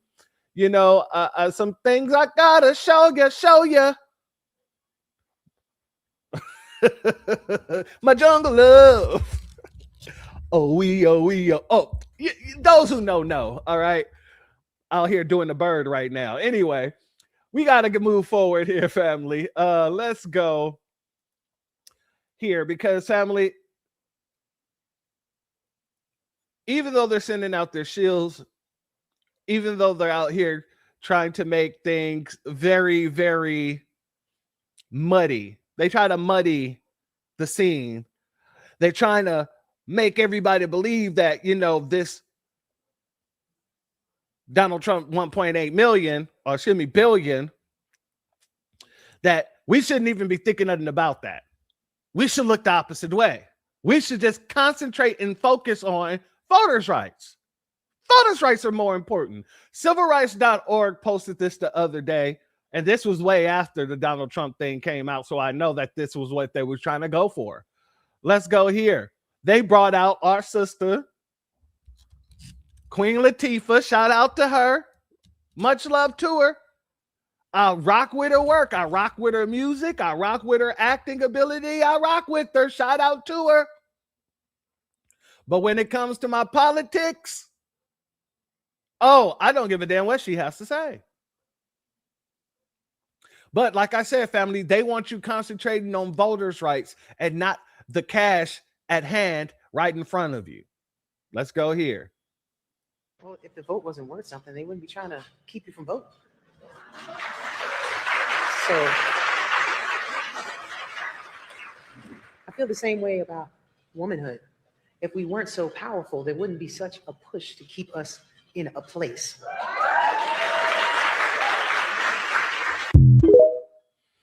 So it wasn't just something they wouldn't be. It wasn't just about voting. It was more of the gender divide. I feel the same way about womanhood. And here's the thing. I'm not saying you shouldn't speak for a woman to women. That's fine. But when you're talking politics, there should be no separation in between the black man and the black woman. We both should be fighting for policies that are very beneficial towards the black man, the black woman, and the black child. So, as a black man, I have no problem fighting for whatever issues are necessary within the medical apartheid to end that situation, because I know that it's our sisters and our queens who deal with medical apartheid the most. And On the opposite end, there's a lot of sisters who understand that when it comes to the lynching in this country, that's something that we deal with the most as Black men. So, understanding these things, we can move towards policies for the both of us, for the all of us, for the greater of our community, rather than trying to segregate our political power in order to keep people in office that don't do for either one of us.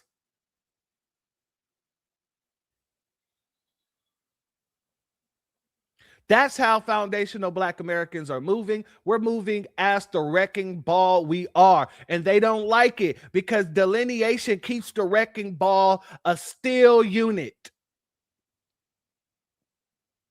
And as long as that wrecking ball is solid, oh, it's breaking through all of their walls. Every wall they put up. It's when they can get you on the intersectionality of the situations. I know you guys heard the debate that I had with the one Democratic shield that called up here, Duke, who called up here and was talking about all this intersectionality of the situation. I had to break down what Kimberly Crenshaw was actually doing by releasing her book on the subject, whether she was well-meaning or not. At the end of the day, what she was talking about doing was fragmenting political power so that one said Black group is not the same as the other said Black group, or you become Black and I'm Black and I'm LGBTQ. I'm Black and I'm a woman. I'm Black and I'm a man. And so you start concentrating on the segmentation of that fragment that you have. So you start concentrating on the fact that you're a man before a Black man. You start concentrating on the fact that you're a woman before a Black woman. And all of this is what messes with the political power of foundational Black Americans. So once again, when we have these situations and they're seeing that Trump just quite literally opened up a checkbook, their response was to, hey, don't forget that voting rights is more important now. And then also don't forget that men are misogynistic. Women, Black women, hey, don't forget that your men don't like you. Don't forget that your men don't stand for you. And in doing so, they pull you back onto a plantation where they do nothing for you and use your political clout to do for everybody damn else.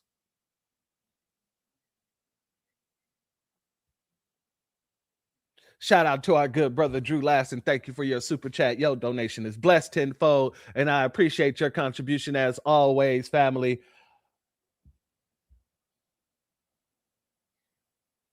Much love to you. Thank you very much. And I hope you stay safe on that road, my warrior brother. Like I said, I hope you saw the beginning of this broadcast. There's a lot of shenanigans and chicanery going on out there. Over 500 goddamn serial killers that they looking for on that road. So be very careful out there, my warrior brother. Now, family, since that's not working, do you know they're trying to send out people now to say, well, if we're talking about reparations, we shouldn't really concentrate for reparations on slavery, right? Because that's so far ago. That's so far back. But we can concentrate on slavery for Jim Crow. Let's go here, family. The white people's whose stance is that they don't want to be held responsible or accountable for what their white ancestors did when referring to slavery probably had the most despicable and violent ancestors, because according to epigenetics, the lack of empathy derived from that. Those white people, I'll absolutely never have a back and forth conversation with them because they're literally embodying a lack of empathy. There's no point in re-explaining slavery or what happened or any of those things. However, you could catch this smoke about Jim Crow laws. Ancestors typically refers to 3+ generations ago. Jim Crow laws are only 1 and 2 generations removed. You actually probably met your family members who were voting for and enforcing Jim Crow laws because they were your parents and your grandparents. It didn't end until the 1960s on paper. And even after, on paper, Jim Crow laws ended in America, those practices still live. They still live today. Racial segregation is in the culture of America because of the Jim Crow era.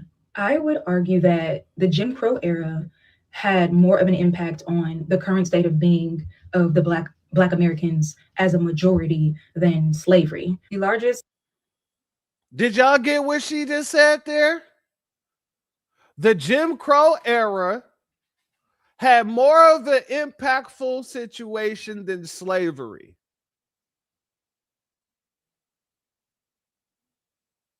The situation that quite literally built the country.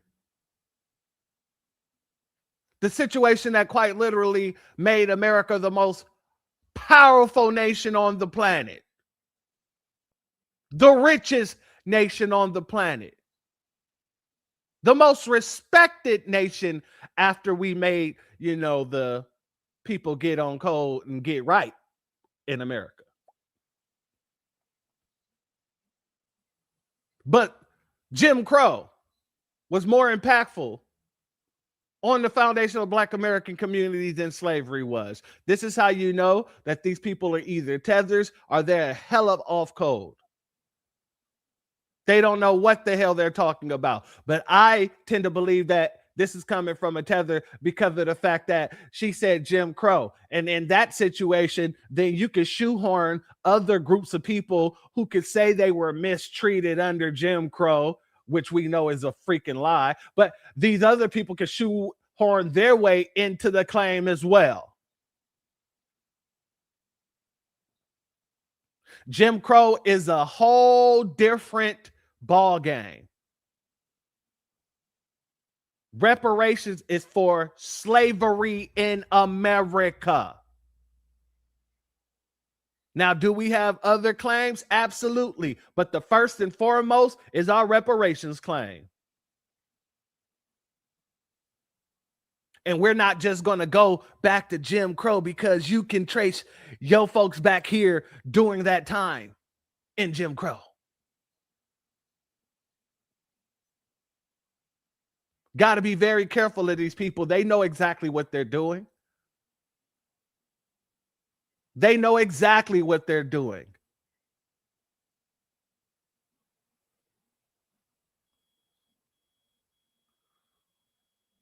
Exactly. How they do in Cali Church. Where you from, homie? Where's your grandma from? She ain't from up the street. I ain't never seen you on this block here before ever in my life. You thinking the same thing? Yeah, because that's exactly what it is, family. That's exactly what it is. And then if you move it up to Jim Crow, you minimize the goddamn claim. Not just because you're able to allow all these other people into the claim, but you're minimizing the amount of wealth that was taken from us. So there's a certain amount of wealth that was taken from us during slavery. There was a certain amount of wealth that was taken from us immediately after slavery. And there was a certain amount of wealth that was taken from us from the Black codes all the way through Jim Crow. These are three separate areas. These are three separate eras. Not to mention all of the stuff that happened in between from the 1960s over to 2026.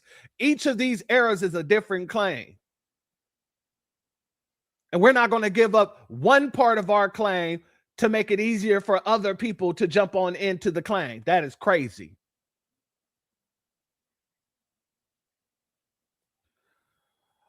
So now, family, there's two types of people. There is the people who are saying, Donald Trump and these reparations, this is crazy, and this just shows you how corrupt he is, and I can't believe he would do such a thing, and I don't want my tax dollars going to no hooligans, and I can't believe this.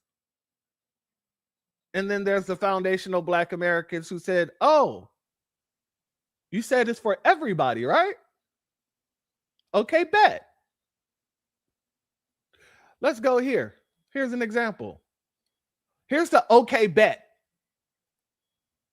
The anti-weaponization fund is for Black people, and I can prove it. Oh yeah, baby, that $1.8 billion is ours. Especially when your vice president says the criteria is check. We're going to take a lot of people who are going to apply and say that they have been mistreated by their government. We think it's reasonable to give them just compensation. Here are 6 reasons why. First, the Homestead Act, the government gave away 1.6 million acres in land, and Black people were systematically excluded. Wealth laws, $326 billion. The Social Security Act of 1935, the government excluded agricultural and domestic workers, of which Black people at that time constituted 60%. Next, the GI Bill. 1.2 million Black veterans returned from World War II. Banks refused these veterans loans, and nearly $33 billion in home loans went exclusively to white veterans. The Federal Housing Administration drew red lines around Black neighborhoods and refused to insure mortgages there. From 1981 to 1996, the USDA denied loans to Black farmers. Farm ownership dropped from 14% to just 1%. Next, the HBCU Land Grant Funding Act. The government gave HBCU lands but refused to match the land with funds. And the PPP. The government distributed $525 billion. However, Black entrepreneurs received a 29% approval rate through banks, while white entrepreneurs received a 60% approval. And yes, slavery, absolutely, I'm going to include that. Because America benefits $14.2 trillion. I think we should flood the system with claims. The Family, that was the mindset of the person that heard the ching ching versus the person who want to do the blue thing. Let me just go ahead and do this real quick for this sister.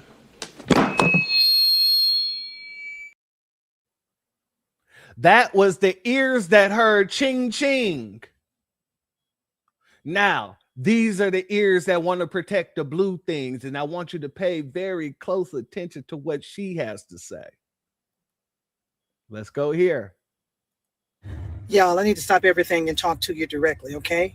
Because my comment section is telling me that a lot of my people are about to make a very costly mistake. And I care about y'all too much to let that happen without me saying something and saying it clearly, loudly, and one more time, okay? Now listen to me. Do not file a claim with the anti-weaponization fund. That ain't our lane. I need you to hear me. That fund was built for conservative. Did y'all hear her, family? Listen to me. I'm gonna run it Do back. not file a claim with the anti-weaponization fund. That ain't our lane. I need you to hear me. That fund was built for conservatives who claim that the Biden administration targeted them for their political beliefs. That's who that's for. That's Notice, we watched the article. It quite literally showed and told, yeah, this fund is for everyone. Anyone can apply. But notice how she's trying to make it seem like this is only for conservatives. That's not our lane. We shouldn't be trying to take advantage of this situation. Yeah, family, like I said, there's the ears that heard the ching ching, and then the ears that only heard bad things because they want to protect the blue people. Let's run it. me. That fund was built for conservatives who claim that the Biden administration targeted them for their political beliefs. That's who that's for. That's not our claim, okay? That is not our lane. And submitting a claim that we're not eligible for is not just a paperwork problem. It can become a federal legal problem. Listen. Family, I want you to understand how these folks are fear-mongering their ass off. Even when they don't know what they're talking about, they're trying their hardest. Hold on. I got to drop that. We got to drop it. Hold on. We?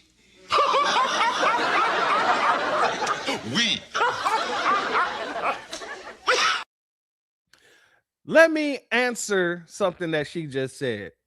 Let me respond to more accurately. She said it creates a federal problem, a paperwork problem, and boo, boo, boo, boo, boo, blah, blah, blah. Right? Family, the only thing that can happen is you get denied. Or you get granted. Those are the only two things that can happen. But she's trying to put all of this emotion into it to try to make it seem like if you're denied, then God dang it, somebody's going to jump out of the sky and hit you with the spear of David. I'm serious. Oh my God, black people, listen to me. Listen to me now. Listen to me. Do not go and sign up for that program because it's made specifically for conservatives. And if you sign up, then something bad is going to happen. I tells you, something bad is going to happen. When you have the complexion for the protection for the collection, that white skin will protect you. Oh, wrong. Massa, is we sick, Massa? That's exactly how she's sounding right now. Let's run it back. Built for conservatives who claim that the Biden administration targeted them for their political beliefs. That's who that's for. That's not our claim, okay? That is not our lane. And submitting a claim that we're not eligible for is not just a paperwork problem. It can become a federal legal problem. Listen to me, okay? And I will not send you through that door with my blessing. Now, here's where it gets interesting, because some of y'all have asked the right question. Who gives a damn about your blessing? Do you see how freaking high on a high horse they put themselves? Family, have you ever said, you know what? I'm going to sign up for this program. But before I do, let me see if I got this woman's blessing. Her name is Women Helping Women. Okay. How many of you out there said, you know what? I want to go sign up for this program over here, but let me check with Women Helping the Women first. Don't nobody know you, lady. And don't nobody care about what your blessing is. We don't follow man's blessing. We follow the Most High's blessing. And the Most High's blessing is absolute. So when the Most High used somebody like Donald Trump to crack open the floodgates to a checkbook that a lot of people didn't even know existed, oh yeah, we're going to utilize that, ma'am. That's like burying the talents that the Most High have gave us. And for those who don't know the story of the three brothers who was given talents by the Most High, the Most High stumbles upon three brothers one day, and he gives one brother one talent. He gives another brother 2 talents, and he gave the third brother 3 talents. And he said, I want to see what you guys do with this when I come back. So he leaves. And so the third brother with 3 talents, he said, you know what? I'm going to flip this. I'm going to make this into 6 talents. The second brother, he said, you know what? I'm going to do the same thing. I'm going to flip these talents. I'm going to make this into 4 talents. And the one brother who got the 1 talent said, well, since I only got 1 talent, I want to save this for the Most High until he comes back. So he buries his talent and never does nothing with it. So when the Most High comes back and he says, all right, guys, show me what you've done with what I gave you. The third brother comes up, he says, look, Most High, I have taken the 3 talents that you have given me and I have made it into 6 talents. And the Most High was pleased. And the second brother, he says, look, Most High, I have taken the 2 talents that you have gave me and I have turned them into 4 talents. And the Most High was pleased. And the Most High turns to the brother with the 1 talent and he says, so what have you done? And the brother with the 1 talent said, well, since you only gave me 1 talent, I wanted to save it for you. And I buried it until you came back. Here, I still have the 1 talent. And the Most High says, well, since you didn't use the talent that I gave you, since you didn't do anything with what I gave you, I'm going to give it to someone who will. And he took the talent away and gave it to the brother who started with 2 talents. I tell this story, this proverb, this, excuse me, not proverb, but this parody to say this. We have been given a gift horse and we refuse not to look it dead in the mouth. I'm going to look that gift horse dead in the mouth. I'm going to call that gift horse right the hell out. I'm going to put a spotlight on that gift horse. I'm going to make sure that everybody understands that, God dang it, that gift horse right there, oh, we're about to use that as a whipping mule. Oh, we're about to use that to pull every goddamn cart necessary to get every job done that needs to be done. Let's be very clear about this. It is only the people who don't want you to progress in the talents that the Most High has given you who is telling you to bury it.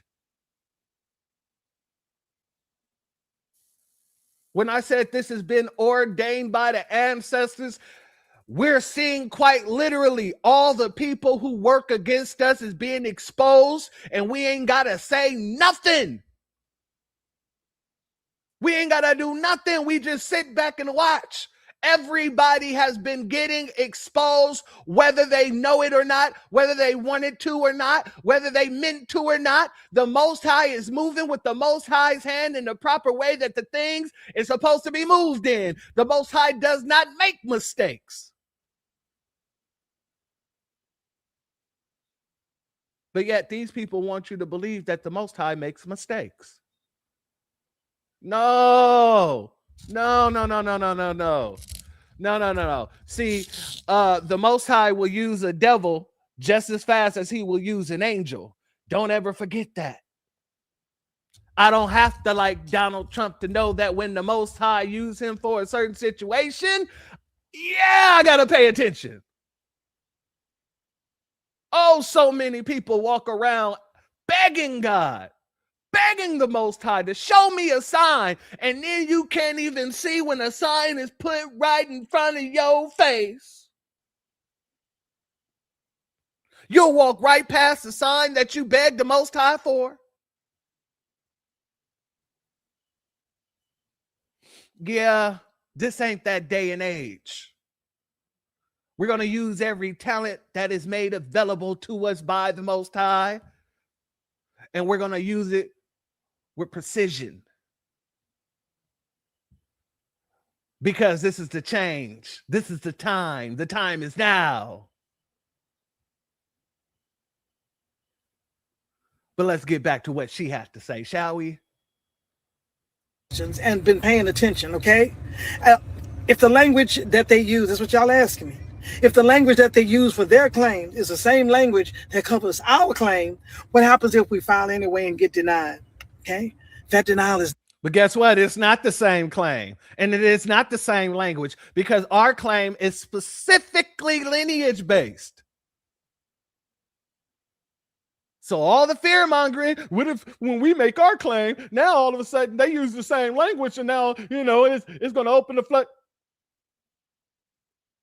And that's why we are working and making sure everybody understands that our claim is lineage based and you cannot make it a black claim. You can't make it about flat blackness. You can't make it just about oppression. You can't just make it about minorities and all this other crap.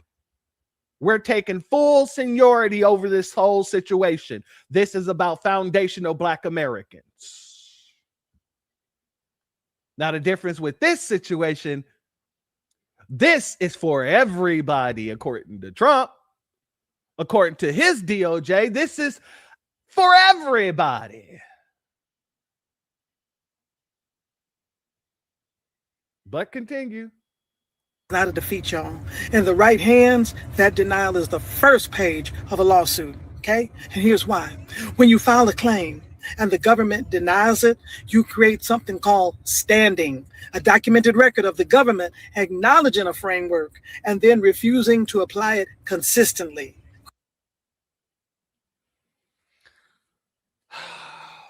Ma'am, see, this is... when you talk about standing, it doesn't apply to every case as it comes. Standing applies to the case that is particularly like the case that is held to be the standard. So when you're saying this could cause a situation for us, that's incorrect. Our claim has nothing to do with Donald Trump's claim at the end of the day. His settlement was because of his claim. Our claim is totally different from his claim. So even if we're denied from his claim, that does not nullify our claim, nor does it nullify the way our claim can and will be brought forward. But they try to make it sound like they know what they're talking about so much, ain't it, family? President is set in a situation where two men are caught doing a B&E.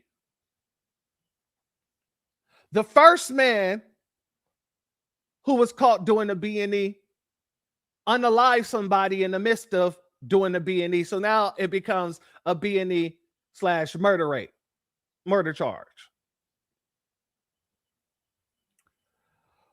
The man gets 20 years for the B&E,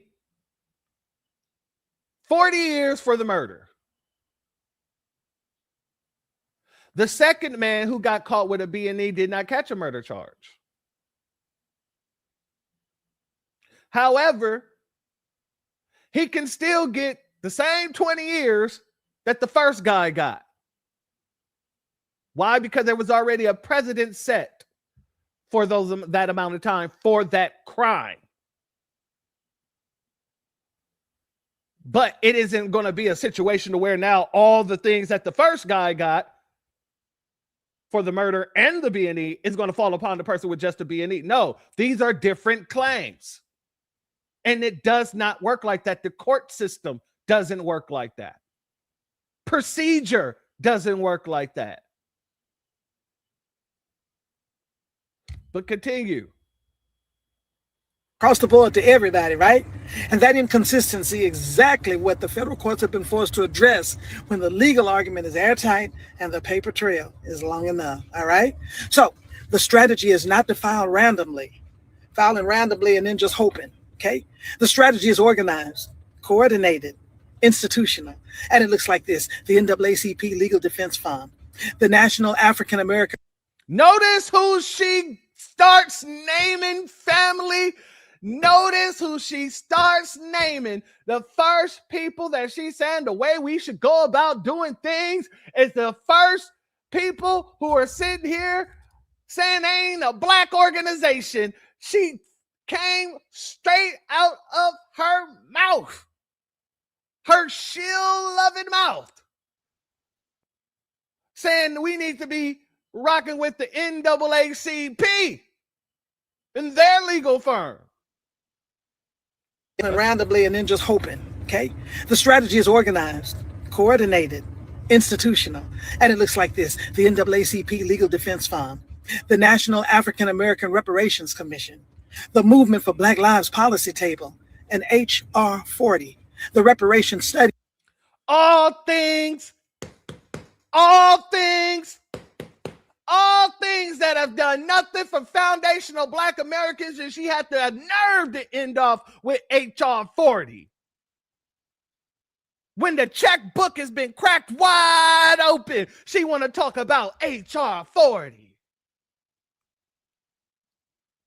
Donald Trump has shown the world that all he has to do is make a decree, and all of a sudden the checkbook is cracked wide open, and they're still talking about HR 40 and voter rights. Do these sound like people that want black Americans to have empowerment? Or do it sound like a bunch of people that want you on the same damn hamster wheel, getting done the same damn way you've been getting done? Yeah, if I ain't play it then, I'm gonna have to play this now. You's a cool nigga. I just got to continue. Bill that's been sitting in Congress since 1989, waiting on us to make enough noise to move it along, okay? These organizations need to be in a room right now with lawyers, historians, and documented evidence, right? Building the architecture for claims that can survive a denial and then walk into federal court with the government's own language attached to it. The precedent is fresh, y'all, and the clock is ticking. And a denied claim is not the end of the story. In the right hands, it's the beginning of the case. So don't foul with their fun. I'm saying that again, but don't waste this moment either. All right? Let's get organized. Let's get loud. And let's get ready. Sit down and shut the fuck up, bitch! This is why the Democratic Party is losing. We don't need an autopsy. We're showing you in real damn time. These people are stuck in the goddamn 60s. And they want you to be stuck in the 60s because they don't want you to know that, god dang it, they can do whatever the hell they want to when they get up in there.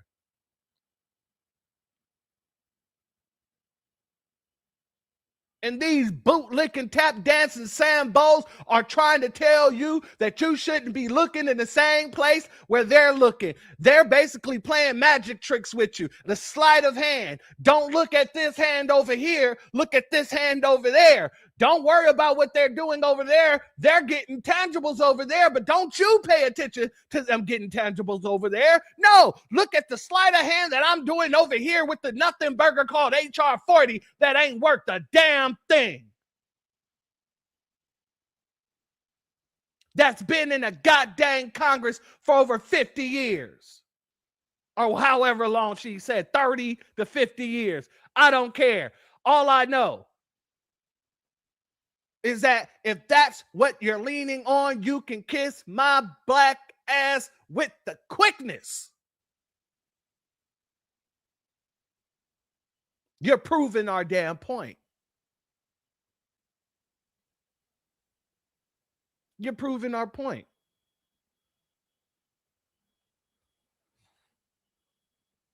Now, family, let's take a detour. Because like I said, they're trying to make it seem like this ain't for you and you can't go and get it. You heard what she said, a denied claim is not the end. First and foremost, I haven't been denied. Have any of y'all been denied yet? I haven't gotten anything back. So right now, you're just wishing that we will get denied. After already telling us that we shouldn't go and apply.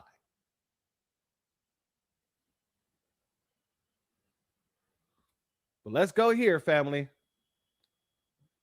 We got to go to the light skin tether now. Vic Mensa. Reparations for January 6th is the forgiving of the Confederacy. So nothing for those who built this country, but $1 billion for these niggas. Or gonna be rocking iced out antlers. Well, 1 million black people are in prison. The problem with this whole nation is that they forgave the fucking Confederacy. It's the allegiance of this country is and always will be to white supremacy and capital. Speaking of reparations, 14 you know what would happen if they didn't forgive the Confederacy, Vic Mensa? Then the Democratic Party that you be caping for and tap dancing for would not exist today. Don't you know that? Yeah, the Democratic Party still exists solely off the fact that Andrew Johnson reversed all the punishments in the South. Yeah. And that's the party that you're tap dancing for right now. But go ahead. trillion is a commonly cited number of what is owed for unpaid slave labor. I mean, they gave $20 billion to Israel for a genocide. What the Hebrew Israelites? The common argument against reparations is that no one today owns slaves, but they do own institutions built through slavery. Harvard, Chase, Aetna, AIG Insurance. Fuck it, let's go down the list of some of those who have received reparations. Slave owners in England, French slaveholders after the Haitian Revolution, Israel after the Holocaust, the Japanese after the internment camps, and Confederate slaveholders. 40 acres of the mule was stolen from the formerly enslaved, given back to their previous slaveholders, and they got presidential pardons. And what did they do? Destroy Reconstruction, Jim Crow, lynchings, vagrancy laws, a little bit of this, a little bit of that, mass incarceration, Donald Trump, January 6th. But reparations for Black Americans are denied using foolish arguments and misinformation. To that point, I used a site called Ground News to see what was really going on with this reparations fund. It's a website and app that helps with information literacy. They take thousands of articles from around the world and organize them by story to help you understand the news you consume. They have links to 200 different articles about this issue alone, showing the report and bias of the sources, if they're right-wing and moderate left, reliability, and even who's funding the publication. Because if you get your news from certain sources, they'll tell you the January 6th rioters are really patriots. And we know damn well they're domestic terrorists. Comment news or go to the link in my bio to get 40% off the unlimited Vantage plan. So they're working hard, family, in order to make you understand or to make you think that, you just shouldn't be involved in this situation at all. You should be appalled all the way through. That's all it was. Exactly. Thank you, my sister. Trigger words. There was a whole lot of trigger wording going on. Instead of looking at it as the opportunity that it is. I'm more mad about Donald Trump playing in Black Republicans' faces than I am about him actually doing the reparation situation. I'm not mad at all about that, to be honest with you. Because like I told you guys in the last broadcast, that means we qualify too if it's for everybody. And anybody can apply. But none of the ears perked up when they heard that. No. As a matter of fact, let's go here. You know Angela Cry, Andrew Gillum. They had a little conversation on their, I don't even want to call their podcast what it's called because it's crazy. So let's just call it the Native Tether podcast. Yeah, that seems like the right podcast to me. But I want you to hear what these folks had to say about the situation and what Joy and Reed had to say about the situation as well. Excuse me. Let's go here. President who has decided to not only pardon the insurrectionists that he sent to the United States Capitol January 6, 2021, but also he has now said, I'm going to pardon you. I want you to set your path in order. And I also want to give you some money for doing it, Joy Reid. He said, don't even worry about the $10 billion that I believe the IRS owes me. Let me also ensure that they have money. They can apply to 5 commissioners, Joy, and get paid. But when we ask about HR 40 or reparations, even for a study, they don't want to touch that. What you got, sis? Apparently, reparations are something that MAGA is in favor of. And now that we know, I think it's really important for us to act on the information that we have received. Now that we know that a president can, without Congress, without going back to Congress, because who knew? You know, there's a fund that Congress has pre-appropriated, as you will know as a former congressional staffer, that sits there in case there are settlements that the government needs to make, so they don't have to keep going back to Congress every time. Who knew? Who knew? Anybody who does the work would have known. And you're supposed to be a prestigious journalist, Miss Joy Ann Reid. Angela Cry is a goddamn lawyer. Yes, people tend to forget. Angela Cry is a goddamn lawyer. And you telling me y'all didn't have any knowledge of any of this? When people such as myself have spoken about it, people such as our good brother Marcel Dixon has spoken about it, people such as our good brother Jason Black has spoken about it, you're telling us that y'all knew nothing of it?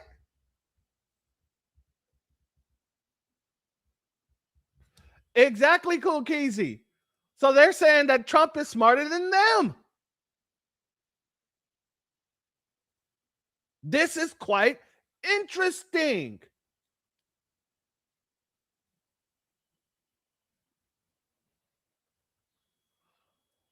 There's a difference between a lawyer and an ambulance chaser. I would be forced to agree with you there. I would be forced to agree with you there. Joyless Fleeter.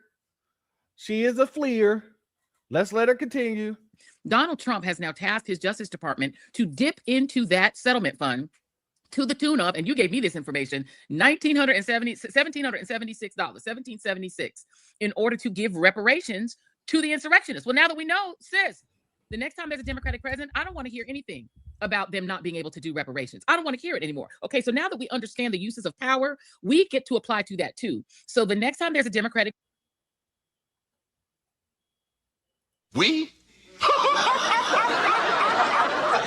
We. What the does that mean, Kobe Bryant? Did you take a stupid pill with your breakfast this morning, Admiral? Somebody. Joy's been taking the stupid pills again. What the hell is this we? This we nonsense. What is this we? When has Joyanne Reed ever spoke up on reparations in a way where it was it was productive to what we're doing and what we're calling for? Not never. Not never. Let's let her finish talking real quick. president. We don't want to have a commission. We don't want to have Congress do a study. We don't want anyone to do a study. You are going to start issuing reparations to the descendants of African, formerly enslaved African people, to the Tulsa survivors' families, to the families of the survivors of every massacre that has taken place with the government of the United States either standing aside or participating. Because now we know that we can do reparations. So guess what, Papi and Mommy Chulo? The Black people are going to be coming up to the table to get reparations. Family, this is why it's important to have the new Black media. This is why it's important to be tapped in with the Black grassroots. This is why it's important to continuously fund and take care of the people who are out here speaking about your politics for real. Because while this woman is sitting here putting on this sister girl act, putting on this goddamn demeanor as if she's always been for reparations, and now nobody can say nothing to her, and nobody can say nothing about not being able to do nothing without a study and all of this, yada, yada, yada. Y'all remember when she was quite literally calling us Russian bots, anybody who spoke about reparations? Exactly, my sister. So now we're not bots. So now anybody talking about tangible reparations aren't pushing disinformation campaigns? All of a sudden, right? All of a sudden, we're not working for Russia anymore, ladies and gentlemen. All of a sudden, Joyanne Reed has found her inner foundational Black American. And she's not a foundational Black American. She found her pretend cosplaying character. I don't know who she's playing, but she's digging deep in herself, and all of a sudden she's a reparationist.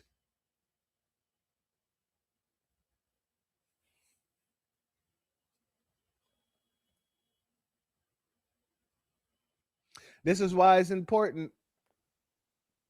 And this is why the dead media is losing to the new Black media, because we're going to call it as it is. We're going to put the cards on the table and let them fall as they may. But we're going to be consistent about it. You're not going to sit here and act as if you've been a champion for reparations and the people just been telling you no. The people just been telling you we need a study. You have actively used your platforms and every situation to demonize foundational Black Americans. You have actively used your platform to bring on people after people after people after people who says that we're the problem, that we're the people who are misinforming people, that we don't know how civics work and how things go. And now you're trying to sit here and act as if you've always been down for the cause.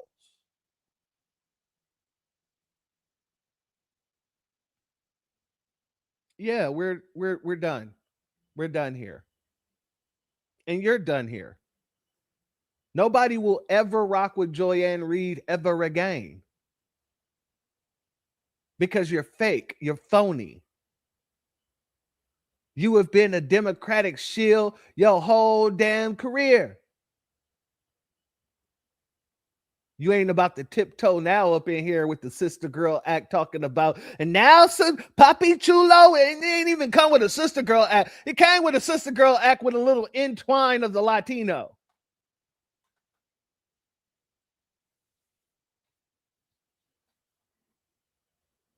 Family, exactly, my brother. Or my sister, my bad. Posers. Best way to explain it. Family, these folks were getting roasted in their own comment section. How you get fired stealing boxes on your day off? Let's go here. Angela Rye is beautiful. That's not why I pulled it, but listen to the rest. And I love her, but advocating for the Democrats is a losing battle. I hate the Democrats, the CBC, and the NAACP. That's fine. And I don't agree with you on any of that. This is not, if that's what your response is right now, you're not fucking listening to the show. You're not listening to the show because we haven't been on here advocating for the Democrats. Oh, Angela done got pissed off. They didn't call her a shield to her face, and Angela didn't like that. She got so pissed off, she started cussing. And you can tell that this was an awkward situation because Andrew ended up taking off his glasses. Like, wait a second, hold on, roll it back. Agree with you on any of that. This is not, if that's what your response is right now, you're not fucking listening to the show. You're not listening to the show because we haven't been on here advocating for the Democrats. We advocate for Black people. No, in the hell you do not. And the only reason why you're talking like this now is because you're watching your party burn and crumble. All of the Democratic shields have been stealing foundational Black American talking points, the Black grassroots talking points. When it comes to reparations, when it comes to hate crime bills, well, actually, no. They haven't even spoken up about the hate crime bills. But when it comes to reparations, they're definitely stealing our talking points. They're definitely trying to reword what we're saying so it can sound good on their platform to bring in more people because, yeah, real people like to hear real things. But all they got to do is listen to you for a half a second and you will show them that you're a shield. Notice, they said Angela is beautiful and I love her. She got harped up on that first part. But this second part came in, advocating for the Democratic Party is a losing battle. She got irritated and snapped like she did when Kamala lost and she cried for 3 days.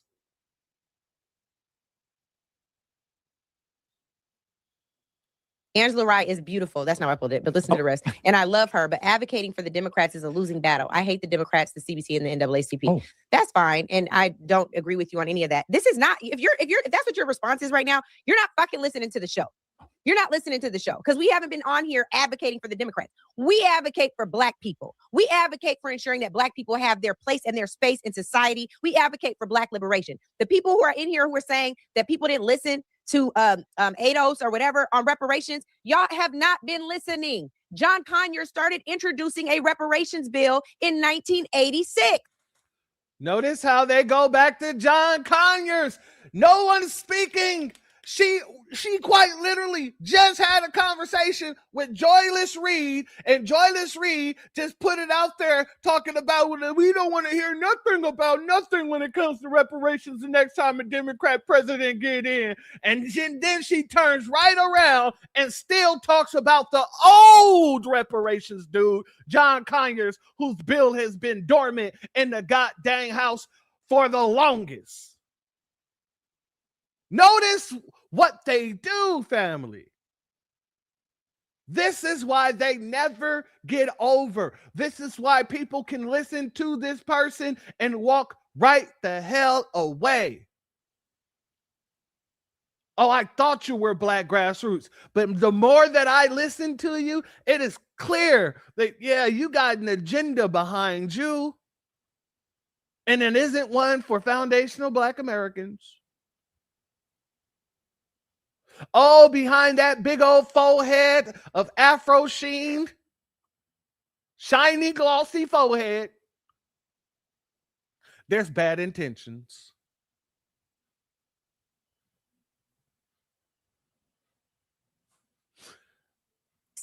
This is not new. Go look up Sandy Darity, who AO's kicked out. He is a scholar from Duke. Talk to Marcus Anthony Hunter. We have a whole reparations page. It's funny that you bring up Sandy Darity now that he's no longer attached to ADOS. You know, I'm just saying, I noticed that because many people have brought up Sandy Darity's work, and y'all was making it seem like that was just, you know, pseudoscience for a time. Every time Sandy Darity's work is brought up in the emphasis of repairing foundational Black Americans with reparations, you guys started talking in circles.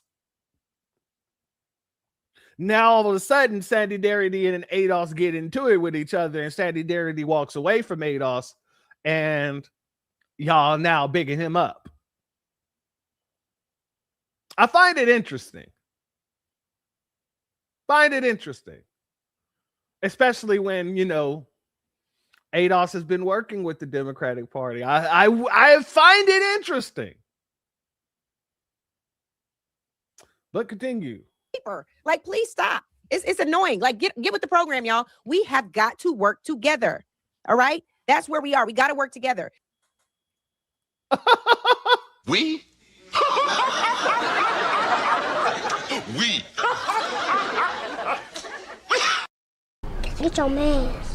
Alright. Get somebody else to do it. We got to work together. No. Foundational Black Americans has gotten its political footing. Why the hell would we start working with the bootlicks now? It was the bootlicks that was keeping us from getting the political footing. Now that we got political footing, the bootlicks are talking about, we got to work together, don't you know? We got to stick together. We got to save the Democratic plantation. Massa, is we sick, Massa?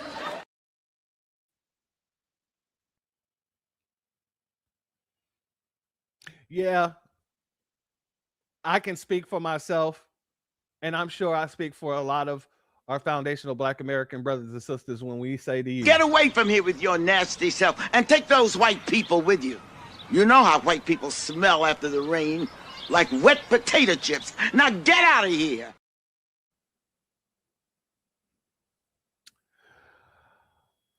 Shout out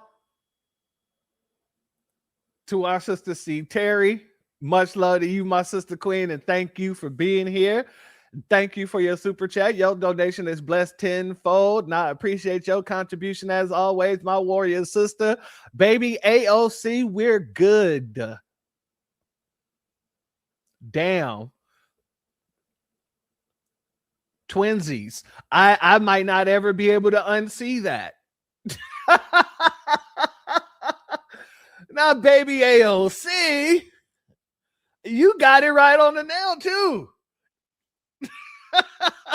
Shout out to our queen sister. God dang, baby AOC. All right, continue. You all, there's a lot of division and dissension. We don't have time for it. We are all on the same page. We all want Black people to be paid reparations. We all know that white slaveholders. Notice, we all want Black people to be paid reparations. Well, ma'am, you wouldn't qualify for it. So what are you saying? We all want a flat Black reparations plan. And that's not what we all want. Foundational Black Americans want reparations for foundational Black Americans because that's who it's owed to. You're not going to muddy the water. You're not going to switch up the language. You're not going to give us a word salad. But continue. Dissension, we don't have time for it. We're all on the same page. We all want Black people to be paid reparations. We all know that white slaveholders were paid reparations. We talk about it on most of our shows. They said we advocate for illegal aliens. I advocate for human beings, and I don't call human beings that. Did you take a stupid pill with your breakfast this morning, Admiral? People know exactly what they're doing until they get exposed. This ain't going good for you, baby, AOC. Alacostia Cortez Jr., this isn't going good for you, is it? They say I advocate for illegal aliens. I advocate for human beings, and I don't call them that. Well, you don't call us at all because we're not picking up the phone. That is the legal term. That is in the immigration code book. If you don't like that term, then change the immigration code. In the very same way, if you don't like immigration policy, then change the immigration policy. But until then, these people are illegal aliens. Not immigrants, illegal aliens. And if you can't even fix your mouth to say that, don't fix your mouth to say anything about Black.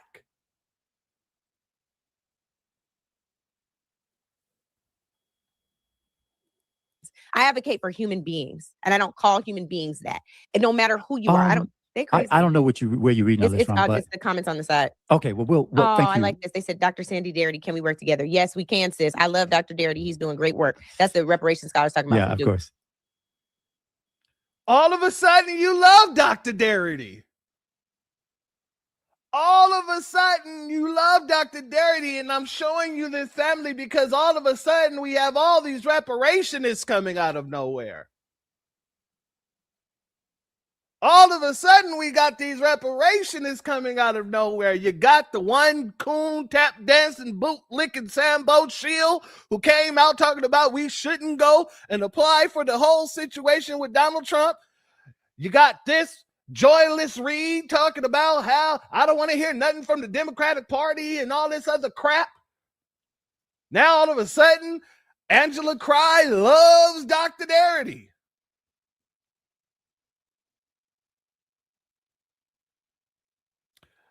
Family? Nigga, please.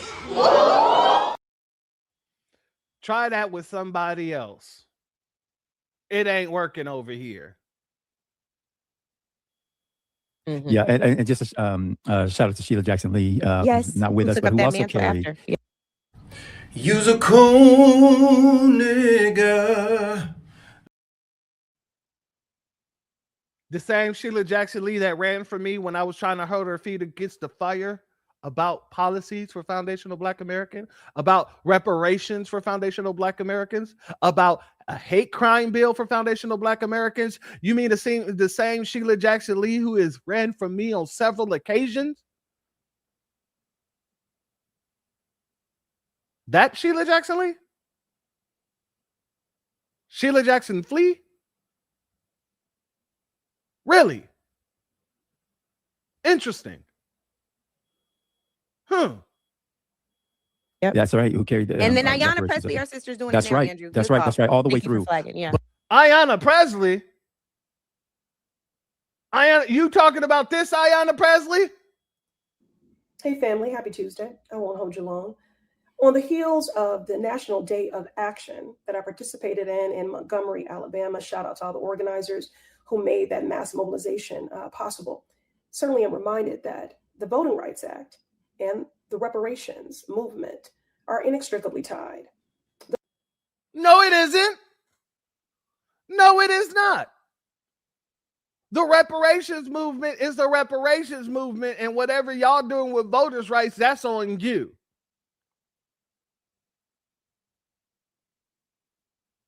If the black grassroots is calling for reparations, then that is what we're calling for. If we have not once mentioned voters' rights, we're not fighting for voters' rights. Now, family, this is all after Donald Trump announced the $1.8 billion. All after. The point of both is to right a wrong. It is redress. It is reparative. On the heels of that, Donald Trump has now stood up a white reparations billion-dollar taxpayer fund. It's a slush fund. People are outraged, but you know.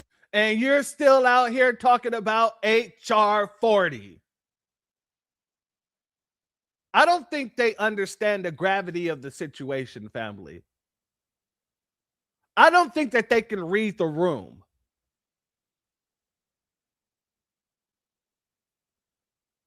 I need you to channel that outrage.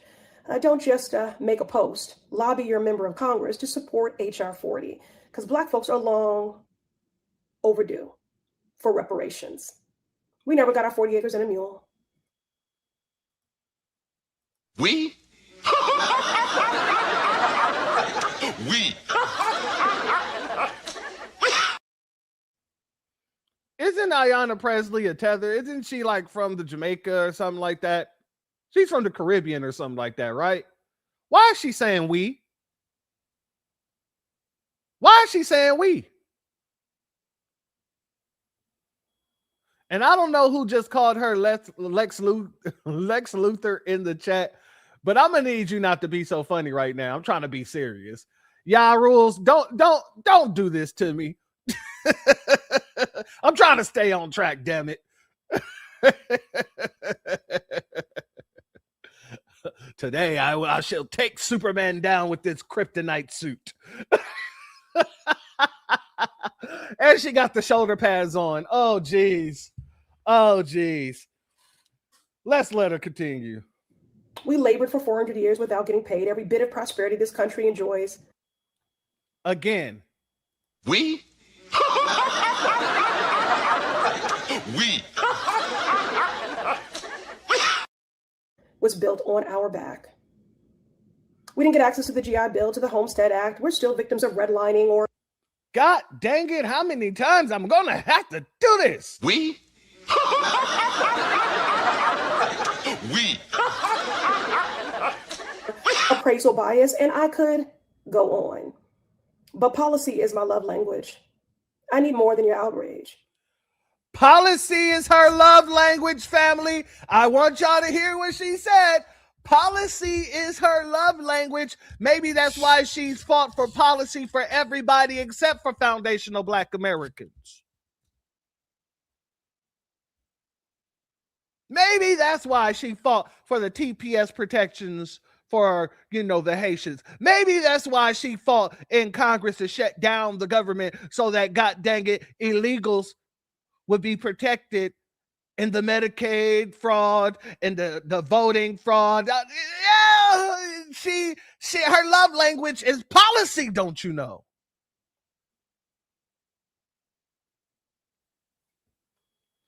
Shout out to our good brother Masa Musa in the building. This man says she got a rhino big toe. She's a rhino big toe looking ass. Golly. HR 40 is the kryptonite. And that's exactly what it sounds like here. I need your support. Sign on to HR 40. Reparations now. Yeah, that ain't gonna do anything. Y'all out here still talking about people need to sign on to that god dang study that's been in the god dang house for over 30 plus years.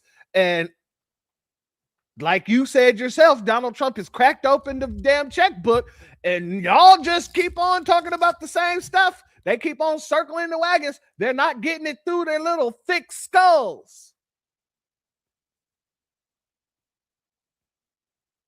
They're not getting it through the peanut head. Pause. But they want our support. Yeah, it's only after they see the danger of them not only losing their seats, but losing black people altogether hits forward. Nothing you can say is bringing us back. Nothing you can do. The march on Selma does nothing for you. The march on anything does nothing for you. Talking about or consistently talking about the history of the country does nothing for you. We're not living in the history of the country. We're making the history of the country right now. And that's what Stephen from Django Clyburn, is now learning. I join my colleagues in the Congressional Black Caucus and the NAACP in calling on college athletes to boycott public universities in states that are actively weakening black political representation.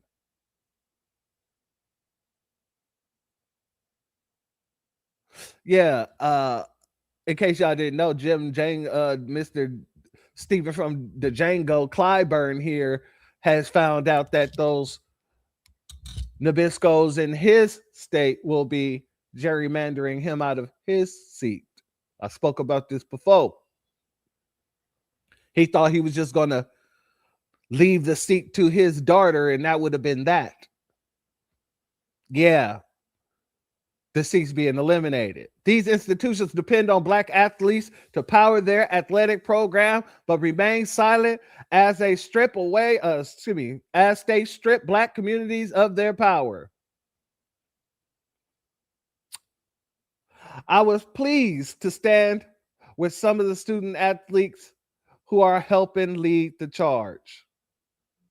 Any athlete that takes these people's advice deserves whatever they get, whatever poverty befalls upon them, whatever situations befalls upon you, you deserve it. Because instead of doing the research, you allow these bums to tell you that you shouldn't be going out making a career for yourself. And I'm going to show you how contradictory these people are. Now, before we do that, though, I want to play for you a video clip that Clyburn has released, because this is what they think is still going to move the needle.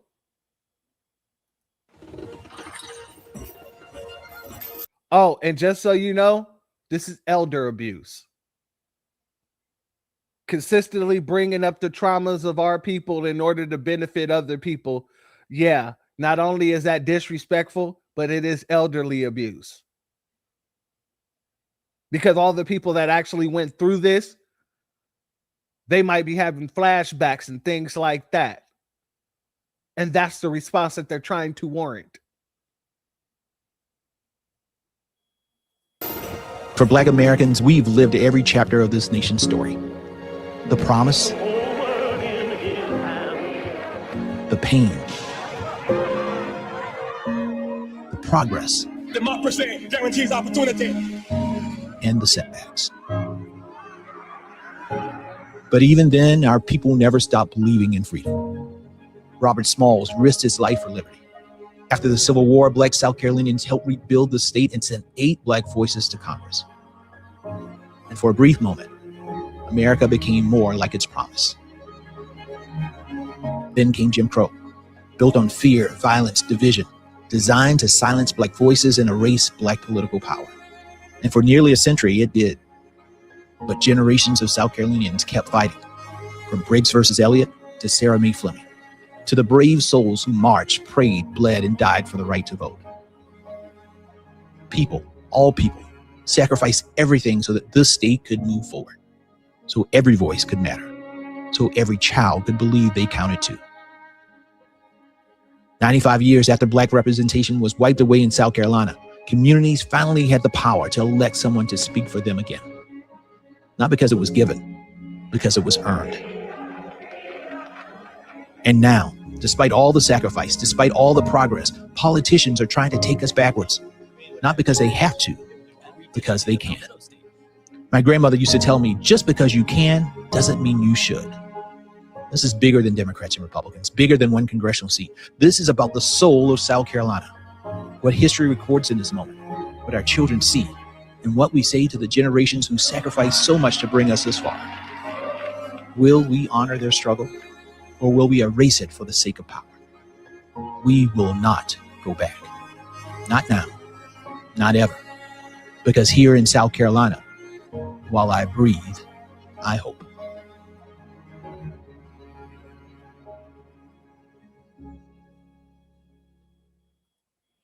That was what Jim Clyburn had to say. That is what Jim Clyburn had to put out.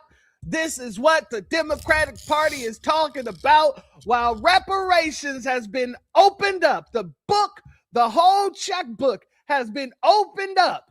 These folks are still talking about voter rights, things that happened in the past, trying to traumatize people. But yet they still can't say reparations. Out of all the things they just played in that goddamn clip there, that should be even more fire under your belly to say, once we get back in the office, we cutting those damn checks. But no. Y'all keep wanting to give us more of the same. And so, since you want to give us more of the same, you'll get nothing. You'll get as much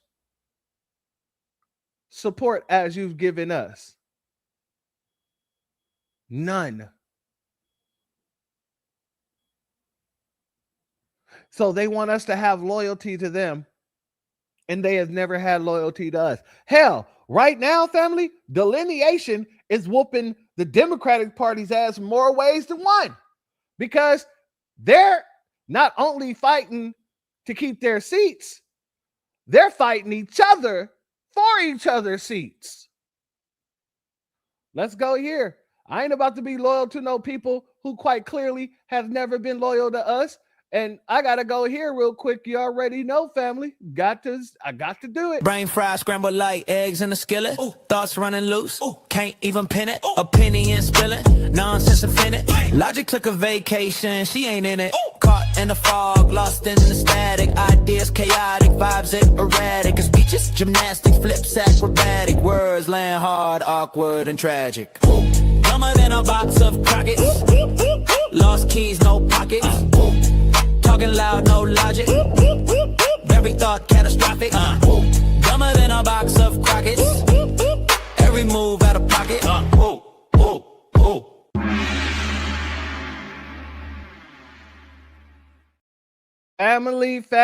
Family.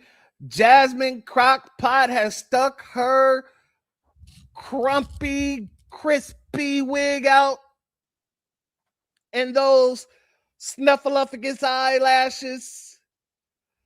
And I'm about to play this to make a point. Jasmine quite literally saw how she was kicked out of her district, how the Democratic Party worked against her to not get the nomination over James Tallarico. And instead of standing with Cori Bush, her dear sister girl, who decided to run again, she comes out and endorsed the AIPAC-funded opponent. If they have no loyalty to each other, why should we have loyalty to them? They don't have no loyalty to us. They have no loyalty to each other. Yeah, we'll stick to being foundational and having loyalty to ourselves. Let's go. People go out and vote again. Do not get comfortable at all. We are living in unprecedented times, and I can tell you that there is no one better for this moment for Missouri 1 to keep his eye on the prize, which is you, the people, than Wesley Bell. People go out and vote. Damn. What about your sister? Is Jasmine Crockett misogynistic for not wanting to put her endorsement behind Cori Bush? Is she racist for not wanting to put her endorsement behind Cori Bush? I'm asking the question. Is the DLC running around here saying that Jasmine Crockpot is racist and misogynistic because she didn't put her support behind the sister who was taken out by AIPAC?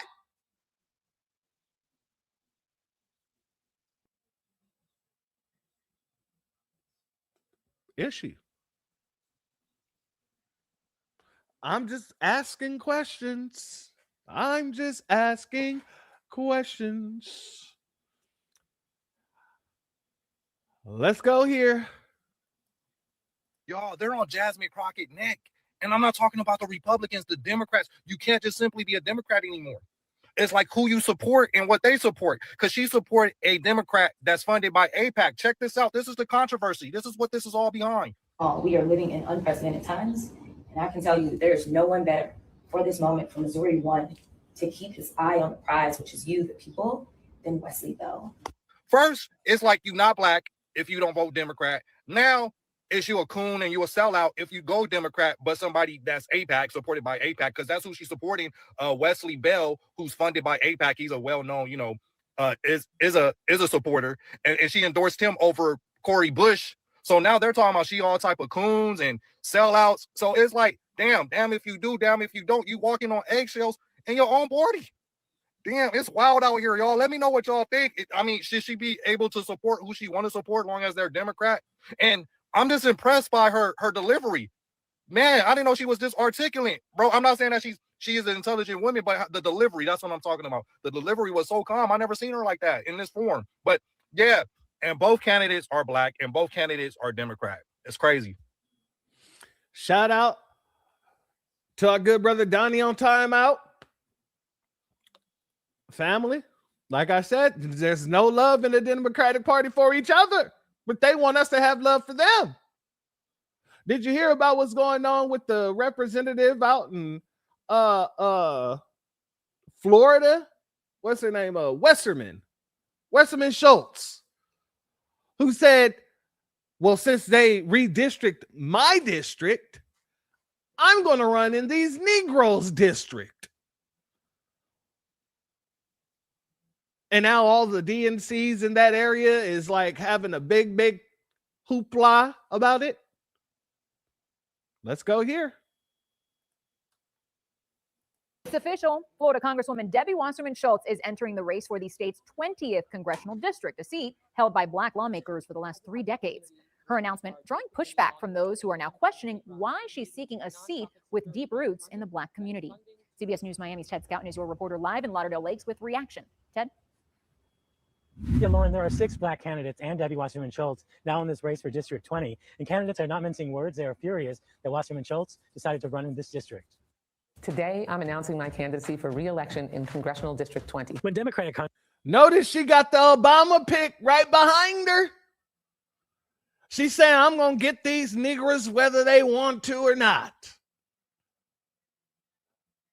Congresswoman Debbie Wasserman Schultz announced that she's running in the newly created District 20. It set off a firestorm in the party and within the African-American community. Sheila Sherfless McCormick held the seat until she resigned during an ethics investigation.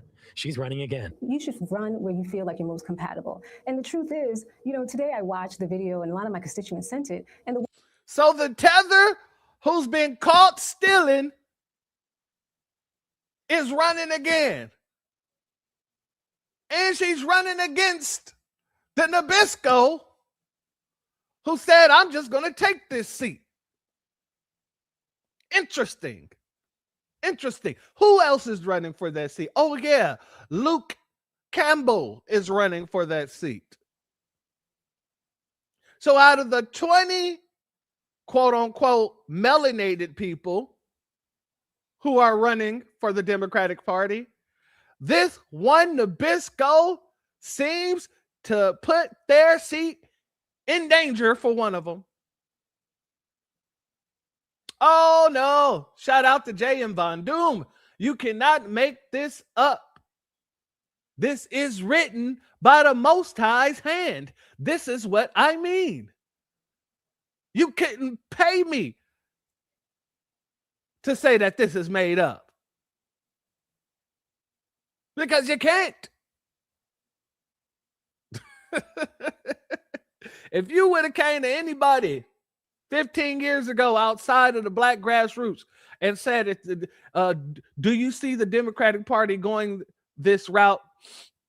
Most of them be like, no, the Democratic Party will be fine. You know, black Americans understand how important the Democratic Party is, blah, blah, blah, blah, blah. But look where we are here today. Let's let them continue. I got my popcorn. I hope you got yours. One question they all said to me, what is her why? Why this district? This area has been held by black lawmakers for 34 years. It's a crowded field. Many who are running say black voices and representation need to be protected. You're not the candidate of choice for our community. And to ignore that and run anyways just shows you do not respect black voices. You do not respect the black community. I'm very troubled also about what is happening because it's dividing our party. Alliances that we've built over time are shattering, and it's unfortunate. Oh, they don't give a damn about those alliances. Their seats are on the line. They need to make sure that they get into a seat. They don't give a damn about foundational black Americans, and they don't give a damn about MOPS. And that's what you guys don't get. We built coalitions. They don't give a damn about your coalition. They will set that coalition on fire and dance on the ashes with no problem. It's only you all who don't get how politics work in this damn country. It's only you all that pretend that everybody gotta be friends and everybody like each other and blah, blah, blah. No. And now they're showing you all why you should have been doing your damn jobs for foundational black Americans if you want to keep these seats. Because now there is no reason for them not to run in your districts.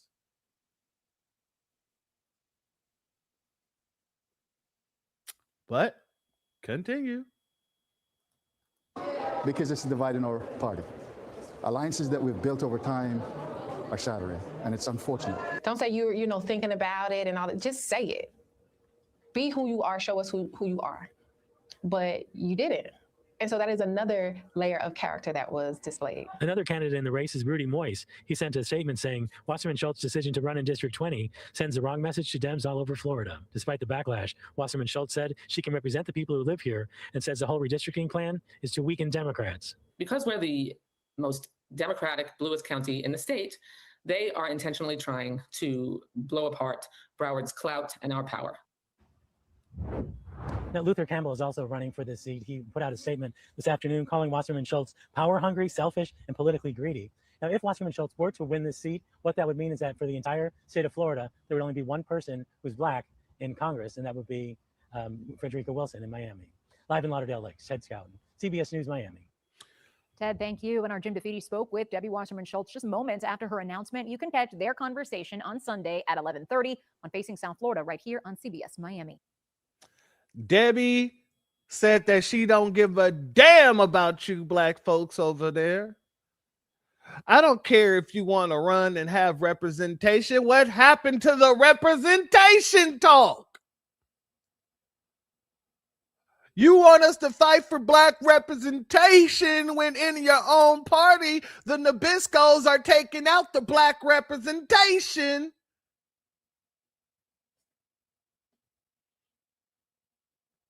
Yeah, family. It's never felt so good to be FBA. It never felt so good to be foundational. And it never felt so good to be a part of the Black grassroots, because God dang it, if you are not highly entertained by that, then let's go here.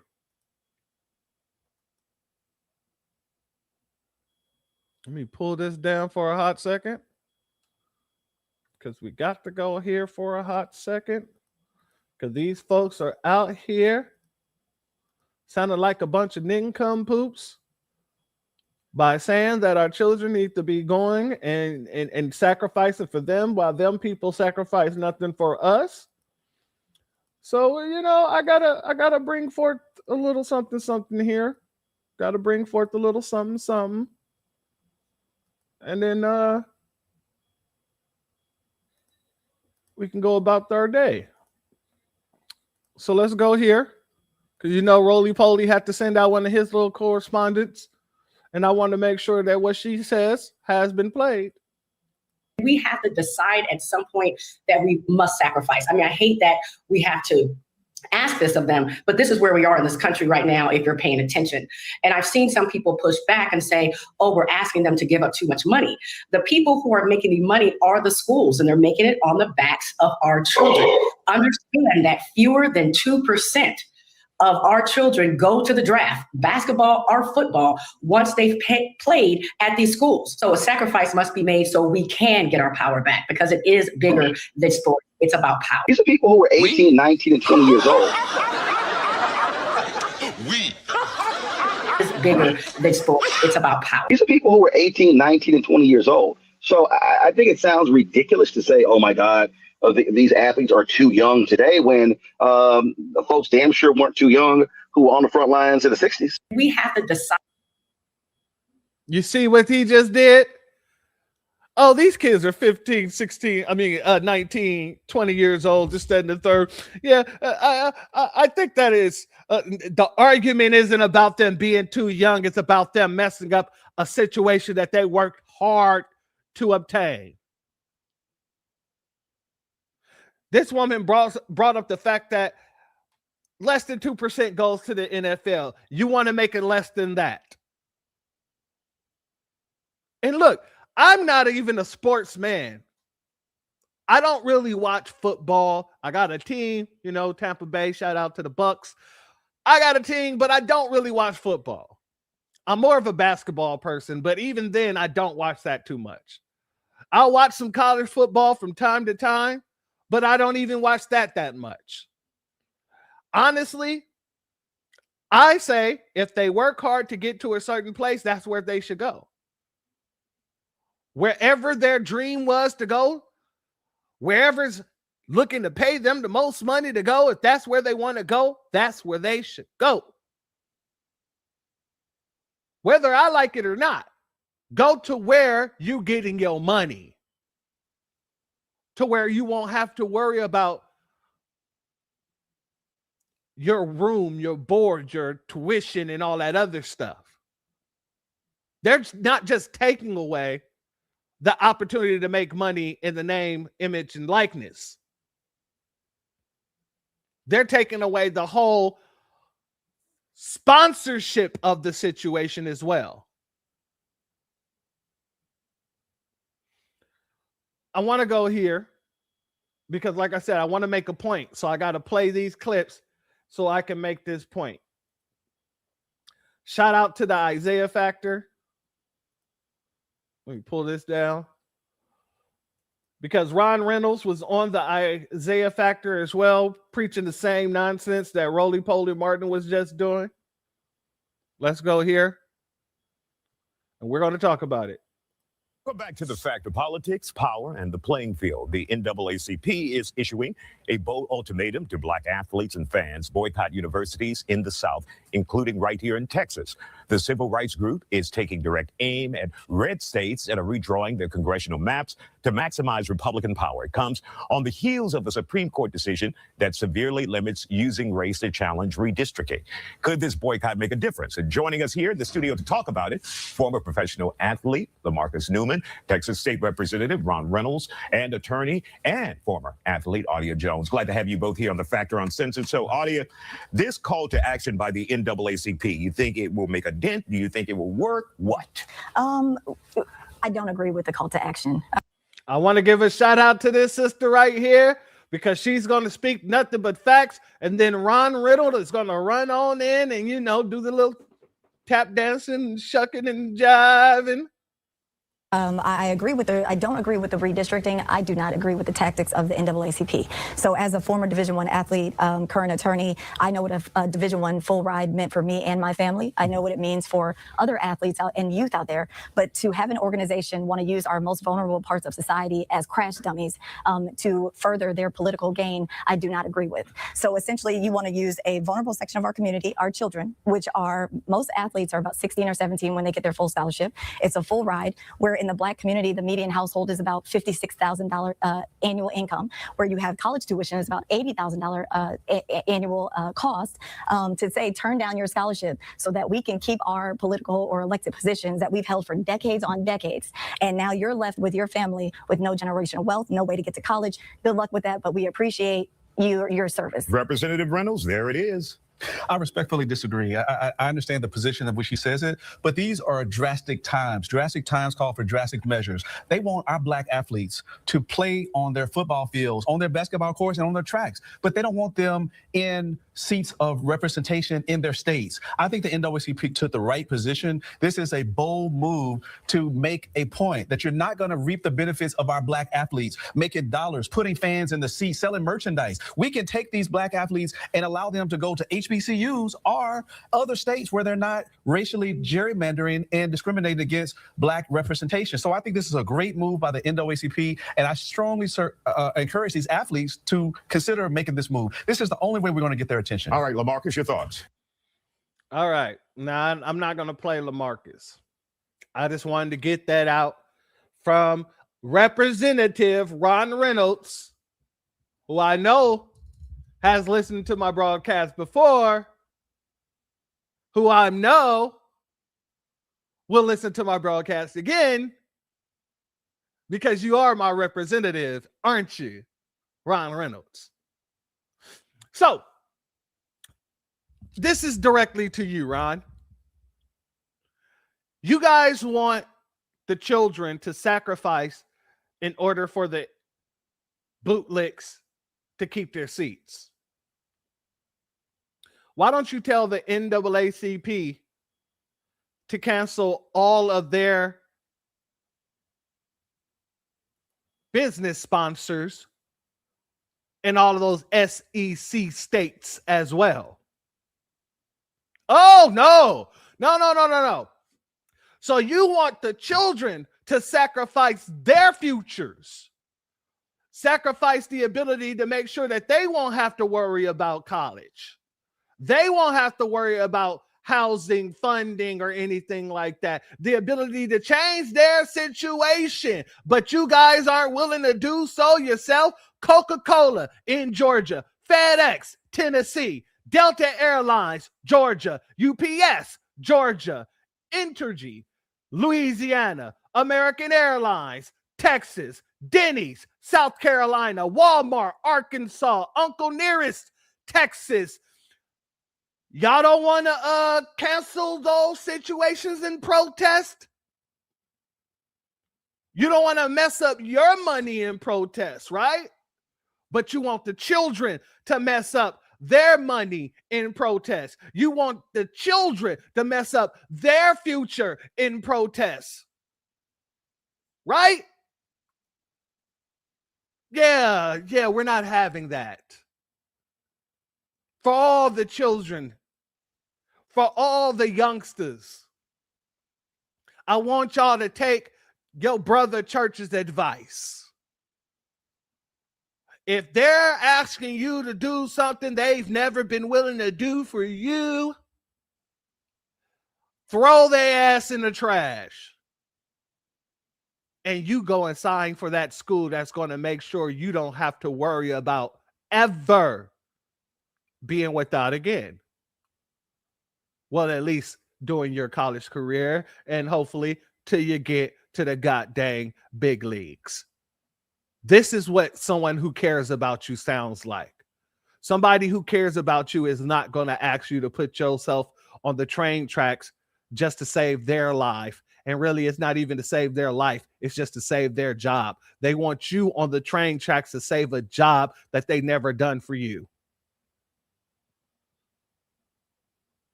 Do not allow these bootlick tap dancing people to hinder your success. And that's why I said earlier, I know it probably sounded pretty harsh when I said anybody that listened to these bootlicks deserve whatever they get. I know that sounds bad, that sounds horrible, but this is why. This is exactly why I said that. Anybody that listens to these coons and crash outs deserve whatever life they decide to have, because these folks aren't making the same type of sacrifices for you.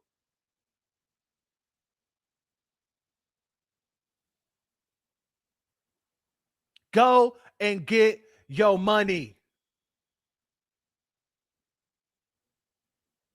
And let your big brothers and your big sisters handle the politics of this. Notice, your big brothers and your big sisters has got them on the ropes, so much so that they had to go to our little brothers and little sisters, because 9 times out of the 10, you're not going to know as much as we do in these situations. You go to school, little nigga, and you handle what you need to handle, and let us handle these streets.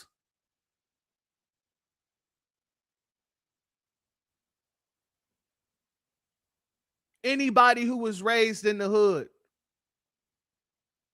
who knows what an OG is, the OGs are speaking to you, my young brothers and sisters. Do not let them take your future away from you, just so that they can have a continuous future for themselves. In the very same way, when you were a youngster and you out in them streets trying to do some street stuff, and the big homie came down the street and said, man, take your little ass home. Don't make me call your mama. You know she'll kick our ass if she finds you out here doing this dumb stuff. Take your little ass home. Let us handle these streets. That goes for all of you. Take your ass to school. You find wherever you want to go, you go there. And you let us handle the politics of this. That's how it's supposed to be. Especially when these folks aren't really trying to rock with you anyway. You're a tool. In the last broadcast, I brought forth an article that actually clearly states that this may be a beneficial situation for foundational Black Americans rather than a harmful one.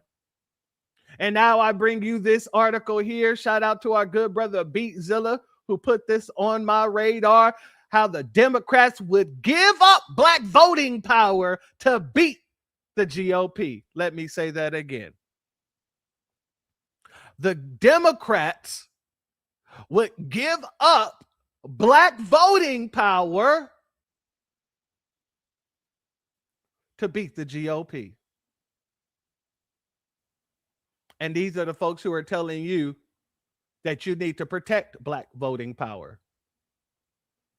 These are the folks that are telling you that you need to sacrifice everything you've worked hard for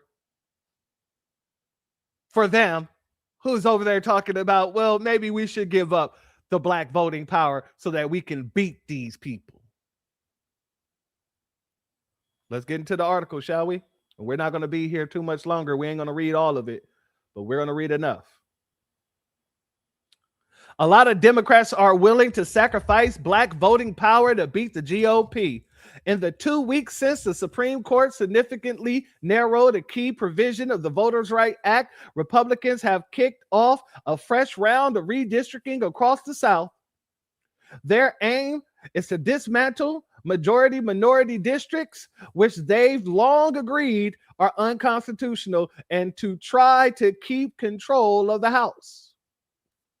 New results from the political poll shows many Democrats want their party leaders to fight back hard, even if it means breaking up districts designed to protect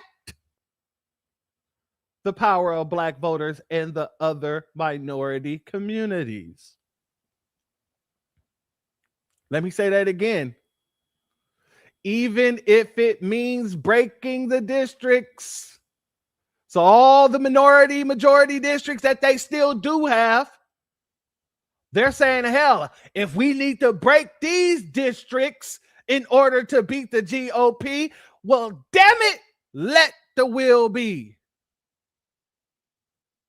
While they're over here crying to us, talking about protect Black districts, protect Black representation. Exactly, my sister. Desperation. And another fact, they will never beat the GOP without us.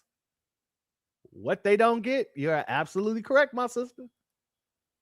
Let's continue, shall we? In theory, Democrats want to keep those districts intact. When given no context on the recent Supreme Court decision, a 54% majority of people who voted for former Vice President Kamala Harris in 2024 said it is more important to protect the voting power of Black voters and other minorities, even if it means Democrats draw fewer seats. But the numbers change significantly when the question is asked in the context of the Supreme Court's ruling and Republican gerrymandering. And in 45% plurality, what the hell is plurality? Plurality is meaning it ain't just Black folk. It's going to be a whole different people, a whole bunch of groups of different people that they're talking to about this. Instead, say the Democrats must counter the GOP effects, even if it means reducing the number of minority districts.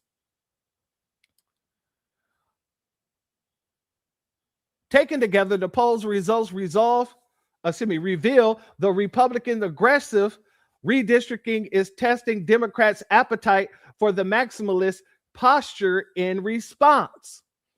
And so far, many appear willing to embrace it to win the House. Many appear to be willing to embrace it to win the House. So what's more important? Black representation? Black voting power? Or keeping their damn seats? All this article is doing is proving everything that the foundational Black American grassroots have been saying to be correct. Don't you ever get tired of winning, family? Don't you ever get tired of being correct?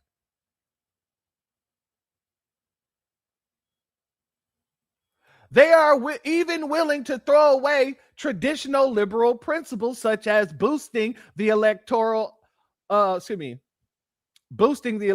power of voters of color in an effort to fight fire with fire. So they're even willing to stop trying to boost electoral power of voters of quote unquote color. They ain't talking about us. They're talking about your Asians, your Latinos, your red dots, your tethers.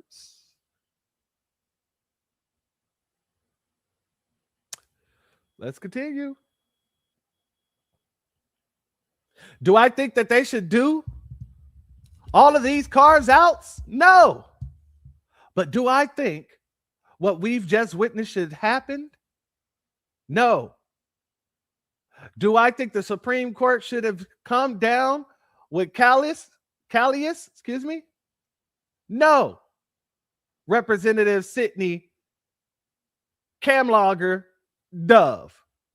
And for those who don't remember, Miss Sydney, Cam Logger, Doug, that is the woman who we exposed on this broadcast. We're on this network, who's been working with the folks over there in Ghana in order to siphon our reparations to Ghana. That's who made this statement here, in case you guys don't remember.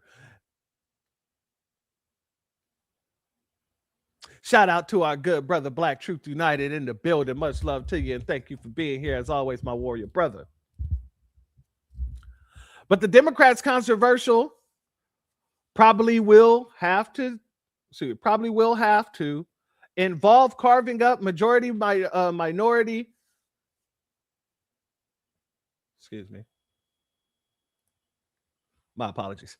Anyway, involve carving up majority minority district, said Cam Logger Dove. It's essential at this point. And this is large. This is a larger battle than we're fighting for. It's a stunning admission from a black lawmaker who represents a majority Hispanic district in Los Angeles. So not only has this woman been working with Ghana to try to siphon our reparations over to them, her whole majority district is a bunch of damn Hispanics. But here she is always trying to speak up on us. Defeating Republicans might be more important than protecting districts like hers.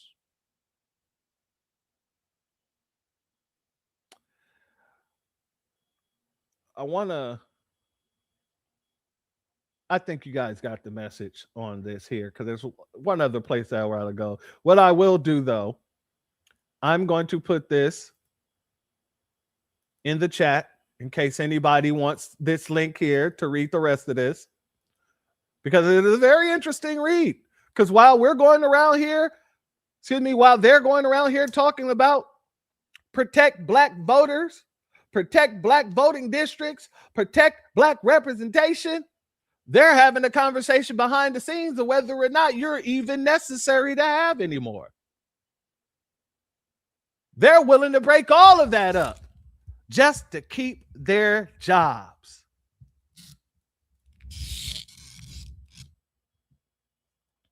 Shout out to Southern Breeze. LOL, sounds like they're scared. Oh, the scariest. The scariest of the scariest. And let me also put this in your ear as well, family. And I know I don't have to tell you guys this, but this is for all the new folks who are watching. Shout out to each and every one of you. Don't listen to the other side of the fence when they talk about representatives either. Because this is the type of stuff that they claim to be our representatives. This is from one Nabisco. He says the bottom three candidates were endorsed by NAACP. The top three candidates were not. NAACP is into partisan politics, not black representation. Don't let them lie to you and say anything different. This isn't black representation either, family. Just because they have melanated skin and they're Republican doesn't make them black representation, nor does it mean that we should give them our black vote. You see how these people be switching off, talking about you shouldn't play racial politics. You shouldn't play racial politics. But when it behooves them, no matter what side of the fence it's on, they're over here playing racial politics. That's why the black grassroots, we don't rock with either damn side. We are foundational black Americans with foundational black American interests. If you are not for our foundational black American interests, move your ass to the side. Because the movers and shakers are here and we're speaking for ourselves. We're no longer letting people who claim to be representatives talk like a goddamn white supremacist. We're not doing it. And whether it's the white supremacists on the left or the white supremacists on the right, both of them still sound like white supremacists. We're the only ones talking about what it is to be a foundational Black American and have that interest need to be addressed. That's it. That's all. So yeah, we're not playing this game with anybody on the left, on the right, or anywhere else. Now, I got a couple more things I want to show you, family. Couple more things. I got to go to the family in the Black grassroots, because, you know, the family started calling it out once again, because we're going to be the only ones that calls this nonsense out.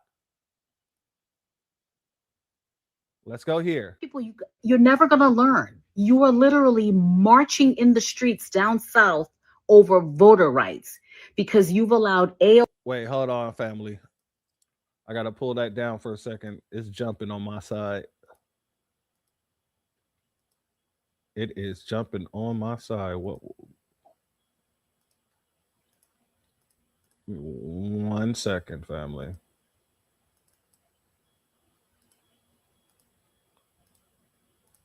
Oh, golly, what is going on? Right when we're about to get to the family and let them cook, you want to do all this weird stuff. It's all right. The family is still going to cook. We are still going to cook, family. Hold on.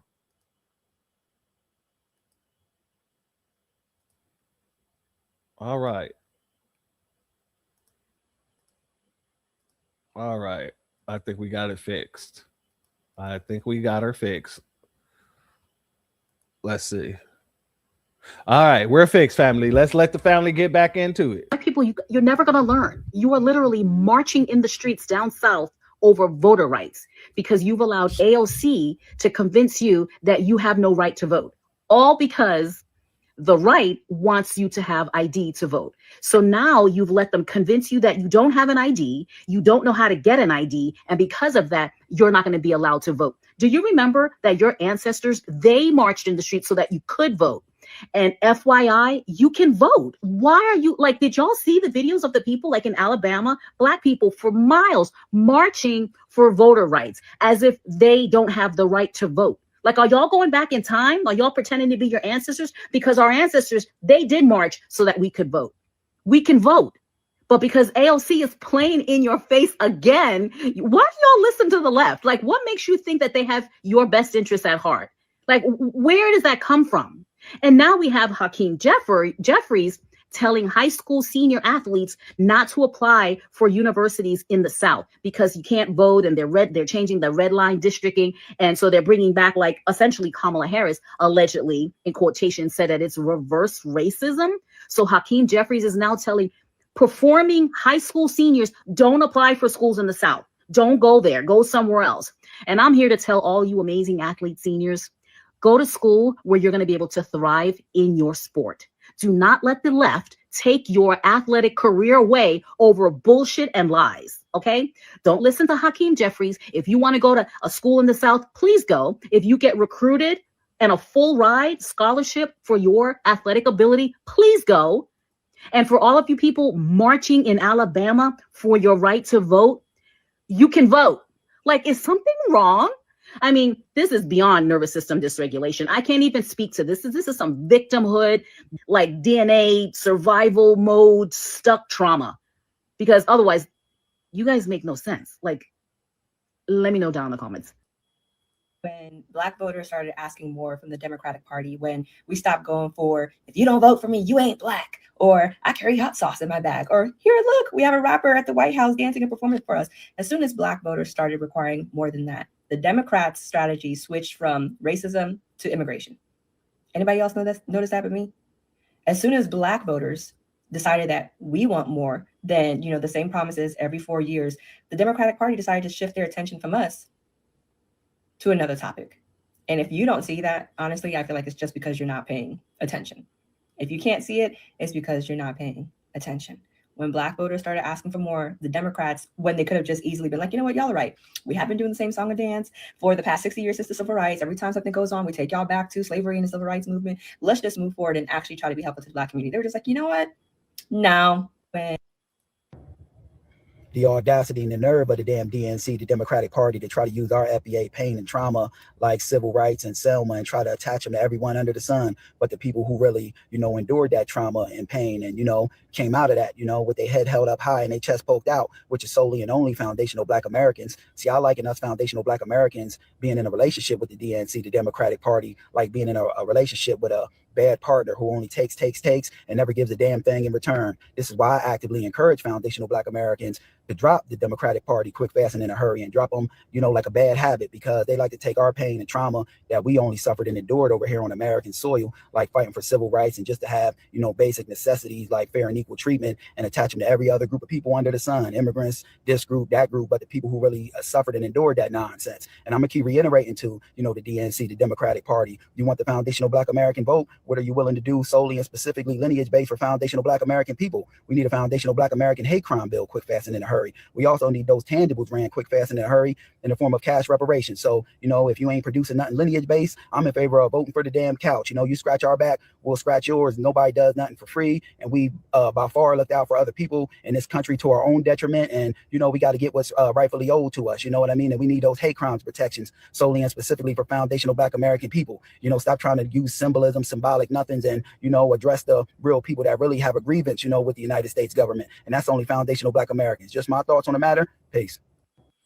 Shout out to all of those brothers and sisters, but more specifically, shout out to this brother FBA Revolt. That is a good brother right there. And notice he spoke directly about what's needed to get our vote. And I'm glad that he brought up a hate crime bill. In the last broadcast, I had some examples of why we need a hate crime bill. But in this broadcast, I want to bring up an example of why not only we need a hate crime bill, but we need to make sure that it includes things like medical apartheid and punishing goddamn hospitals who treat and mistreat our people. Trigger warning, family. Trigger warning, trigger warning. Before we go there, let me give a B1 salute to Mississippi Macho. Shout out to you, my warrior brother. Not the Rey Mysterio Jr. Mississippi salute, FBA. Us young Black men don't protest college. That's right. Much love to you. Get that bag. Get that bag. And I'm going to say that one more time. Get your mother-loving bag. All the work you've done has led you to this time. Get your bag. You can always look back and take care of the Black grassroots whenever you're ready to. You can always rock with the Black grassroots. But do not mess up your opportunity for a bunch of bootleg do-nothings. But shout out to you, my brother. Much love to you. That Rey Mysterio picture that threw me for a loop. That was one of my favorite NWO situations there. But anyway, while this brother was speaking about a hate crime bill, I want to turn your attention here. And like I said, trigger warning. Because this is a situation that we need to be able to take care of as well. This has to be covered. And the Democrats is never talking about this. This young sister here was discharged from the hospital while in the midst of having a seizure. Let me say that again. This young sister was in the middle of having a seizure. And they discharged her like she was nothing. But yet they have all these, all because of the fact that something went wrong with her insurance or something. But they got all this funding, emergency services for a bunch of damn illegals. Democratic Party can't tell me nothing until you bring these damn tangibles around here.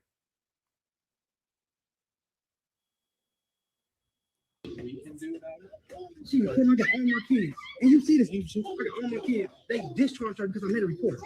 And look, she sees it. And they don't give a fuck. Like, I made a whole report. That's what the situation was. It wasn't about her insurance. My bad. He filed a report against some of the nurses, and they discharged her. And they say, you can't do money. Well, that is crazy. Then they deny her medical help. You can't deny medical help if she sees it. They have to balance things. Come on. Y'all cannot do this. We in a whole hospital. They kicking us out, discharge her, she still sees it. They don't care.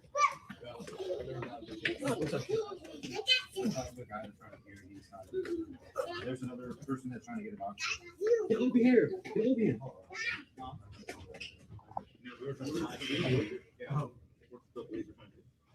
Just discharged, yeah. No, they discharged us, a doctor, because I made a report on her. We didn't discharge herself. She had 6 seizures just now.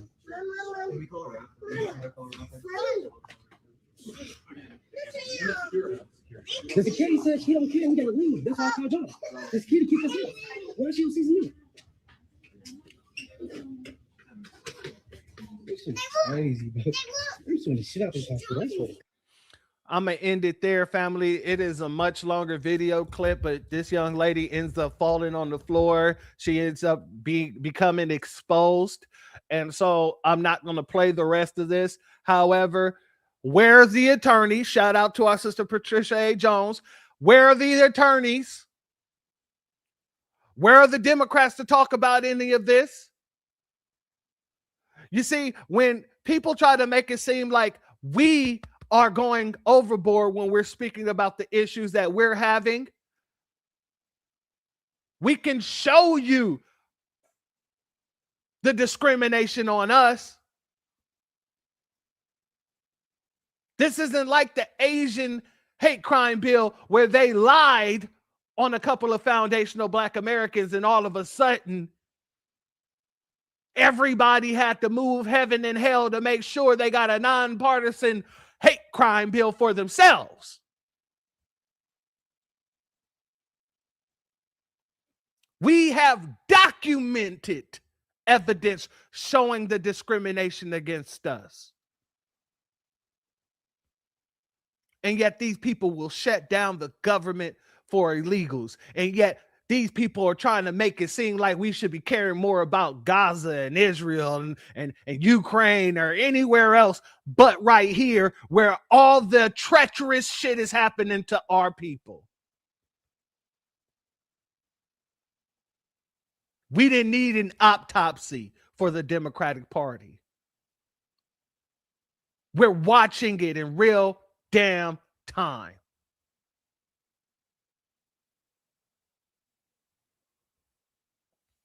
So to my brothers and sisters, my young brothers and sisters, my young athletes, do not give up your opportunity when nobody speaks for you when situations like this arise. No one speaks for your community when situations like this arise. Nobody gives a damn about your community when situations like this arise. You go and get your damn money. You go and get your money. And if you really care about your people, when you get your money, you'll know how to use it. You'll know how to reach back to people who really working in the Black grassroots. I want to give a shout out to Kyrie Irving because he is a prime example. Whether people like him or not, that brother, he reached back into our community and he funds many projects in the community. He funds many people in the community, and that's all out of love. If you want to really do something for your community, you got to do for yourself first, and then you can reach back and actually fund to help your people. It'll be selfish for anybody to tell you otherwise. Let the immigrants deal with it. That's who they fight for anyway. And to be honest with you, not only should they be targeting the immigrants for all of the protections, they should, rush to the polls, have the immigrants rush to the polls for them. Not only should that be their core audience at this time, their targeted audience at this time, but they need to take account of what happens when they target those people. Oh, they don't have to do that because they saw that in 2024. So family, I'm going to get this off the screen because I don't want to put any more extra anger in you than you already have. Because trust me looking at that enough, it infuriates me. This is why I go so damn hard, because every time you look at somebody who's unprotected is one of us. But before we get out of here, I got to give you guys one more thing. We can't end on that note. No. We can't end on that note, family. We cannot end on that note. I got to give you some good news. Before we get up out of here, family. There is a situation that has just happened to where the green card seekers, you're going to have to go back home if you want a green card in America. You're going to have to go back home now before you can apply for a green card in America. I love you too, my sister.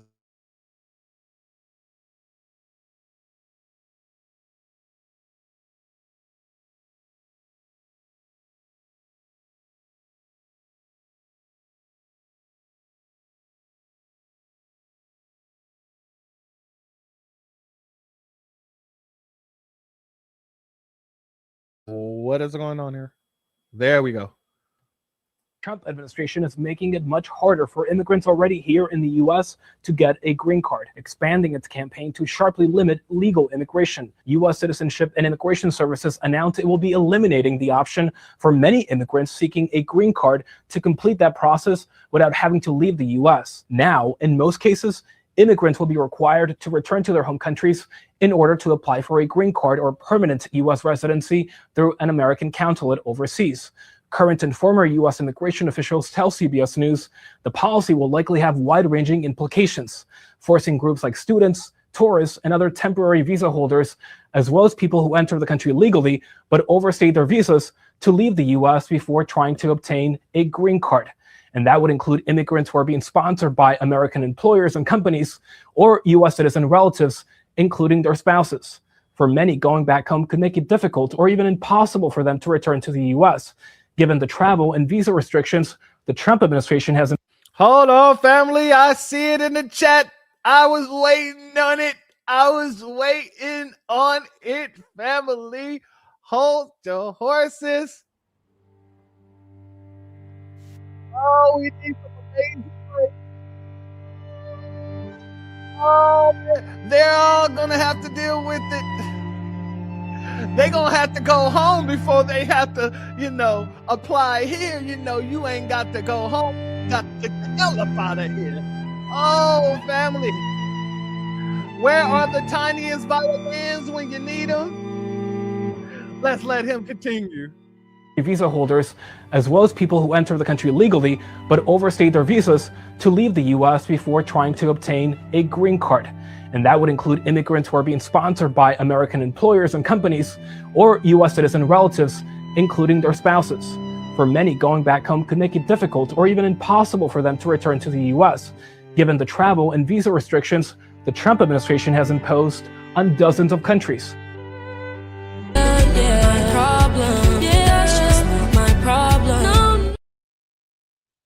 Family, you heard the little tear-jerking situation you tried to do. This may hurt many students who might have to go home, who usually get their green card because they overstay. Yeah, this is going to take away that loophole where you can overstay and then become a citizen. No, you got to go home. If you want to become a citizen, you're going to have to do it the right way. Oh, you got to love it. Oh, you got to love it. All the nonsense these people that just love to talk that bull crap to us, all the tethers, all the Latinos, all the people that said, yes, I'm illegal and I'm not going back. Guess what? Yeah, you are, one way or another. You're going back. Oh, yes. You get to go home. You get to chill in your homeland and you get to wait just like everybody else who wanted to become a citizen. And hey, if it's really worth it to you, you would have no problem doing so. Shout out to our good brother, Black Are You? Nah, nah, nah, nah. Hey, hey, hey. Goodbye. Oh, it's going to make it tougher for people who go home. They won't have the ability to come back. That sounds like a you problem, not a me problem. I thought that you guys were coming here to get your education so you can build one day in your home countries. I thought you were coming here to get your education because a lot of these folks make it seem like, well, America ain't the greatest country on earth. We only come here because we need to get education and we don't want to really be here. We'd rather be at home. Then here you go. Not only are you able to come over here and you get your education, but now you get to go back home to see what you can do with your education. All these people that said that they build America, guess what? Now you have the opportunity to take your education that you got from America to go back home to see what you can build there. Oh, you have an opportunity to prove us all wrong. But you also have the opportunity to prove us all right. Let me go here once real quick. They're nervous. Trump administration just announced on Friday that they will be making getting a green card a little more difficult. So what they're doing is that any foreigner that wants a green card will now have to travel all the way back to their hometowns, reapply or apply, and then they'll get the green card if they get accepted. Now that's if they get accepted, because something tells me they're not going to accept these people back in the United States. Something tells me this is his way of getting them out of the United States. It doesn't make any sense. Now, this can be children that came out here for school, or it can be adults who came out here for temporary work.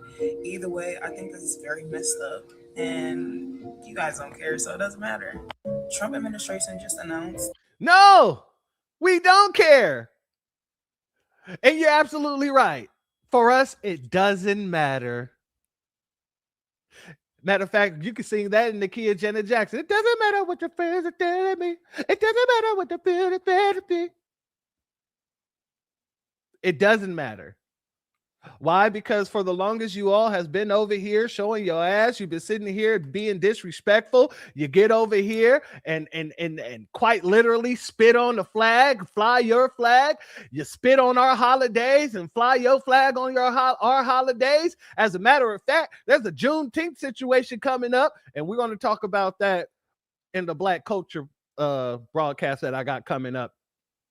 But these folks are trying to Africanize Juneteenth once again, trying to serve some jollof rice and things like that, ngozi soup and things like that. Yeah, we don't care.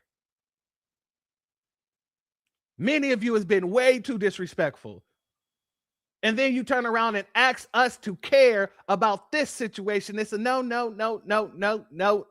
Shout out to FBA Justice. Thank you for being here, and thank you for your super chat. Your donation is blessed tenfold, and I appreciate your contribution as always. Family, they all get here and fly their look. I ain't even. We're thinking on the same damn level. They all get here and fly their flags of their homeland. Now the dreamers can dream at home. DACA at home. Oh, sweet as can be.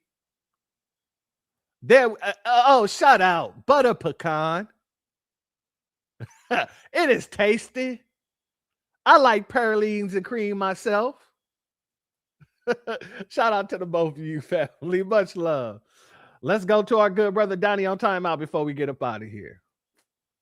Y'all see this? This is the reason why Dems change. They're not caping for immigrants no more because Donald Trump is out here closing loopholes.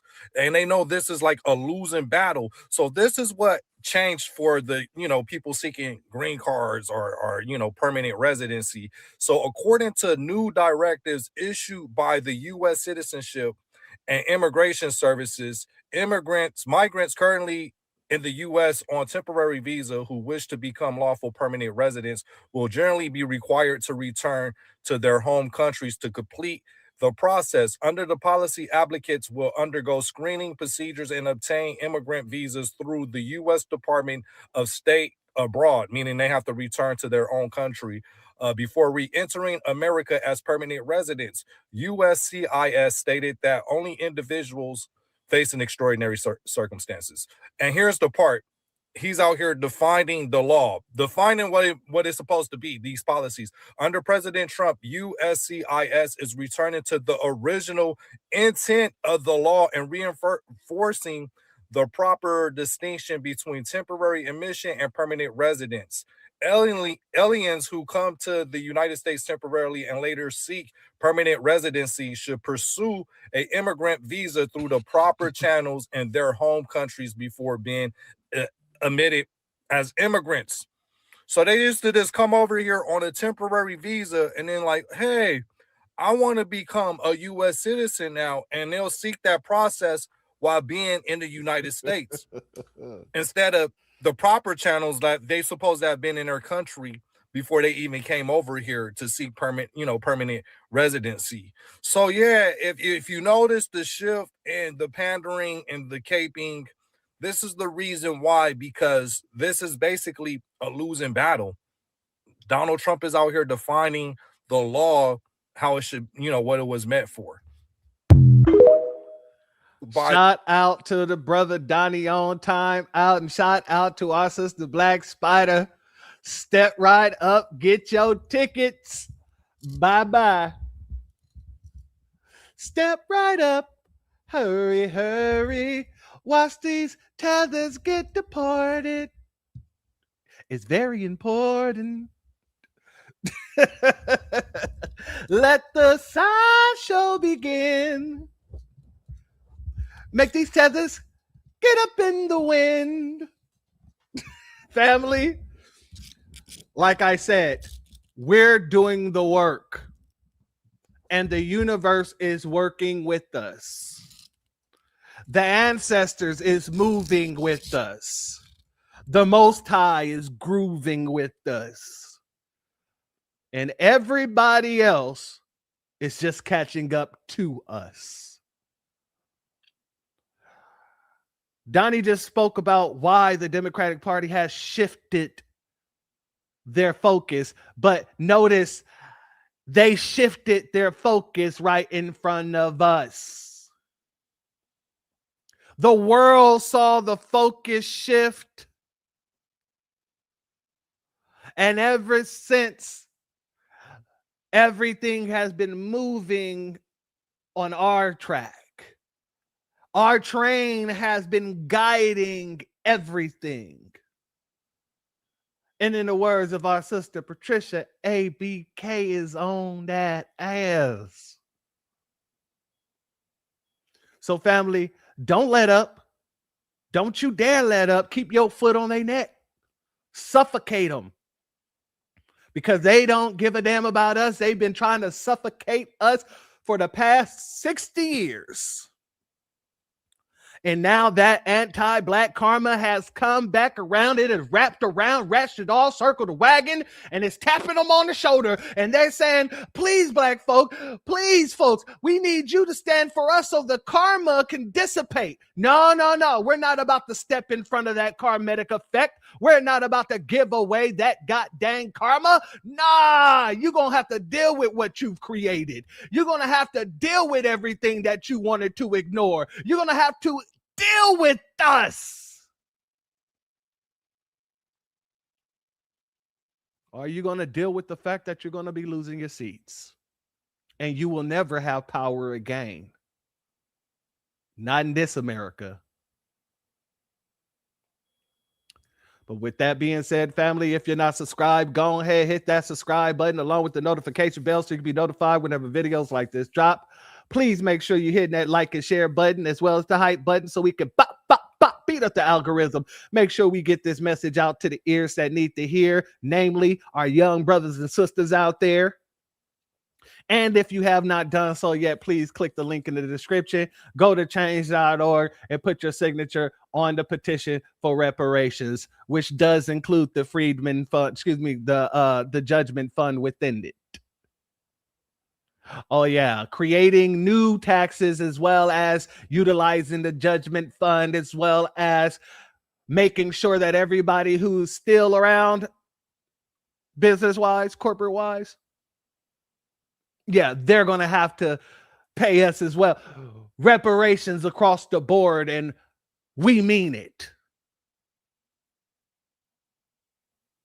If you ain't talking about reparations for foundational Black Americans, you ain't talking. If you ain't talking about an anti-Black hate crime bill, the Freedmen hate crime bill, you ain't talking. And if you ain't talking about foundational Black American interest, we ain't listening. But with that being said, I'd like to thank all my mods, my members, all the family in the chat, everybody who's donated, whether by Cashapp, Super Chat, PayPal. If you donated by PayPal, I will give you a shout out on the next broadcast because I am not logged into PayPal here and I will have to close this down in order to do so.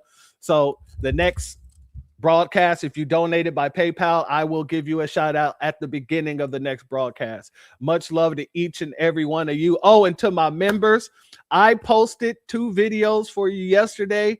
And right when I went in to check and make sure that they were working right, because I posted a week ago a video that I wanted to give to you guys that I ended up reposting yesterday, but there was no sound. And it did it to me again. So I had to delete those videos. I'm going to re-record those videos, as a matter of fact, right after we get off here. And then you'll have it posted by the morning. But that's what happened. I know that they were supposed to be up by Friday. Unfortunately, I did not add my microphone to the stage, and so that was my mistake. So you guys will have your videos tomorrow. Much love to each and every one of you. Like I said, I want you all to stay safe, enjoy the rest of your weekend. Shout out to everybody who's here and spent a little time of their Memorial weekend with us. Much love to each and every one of you. Stay safe. Stay foundational. The doors of the church are now closed. Peace, family. My grandfather built this country, man. He fought wars for it. And most places he went wouldn't let him sit down and get a cup of coffee. I can't even catch a cab in New York. You know, it doesn't matter how many degrees I get. All you people see is color. Your grandfather was an immigrant. You're American. My grandfather was born here, Duke. And you people still look at me as just another nigga. I know that the government, whatever can't stand us black people, he doing everything in the world to make black man be extinct. But I'm going to tell you one thing, us black people going to survive. Yeah. So fuck everybody. I'm out.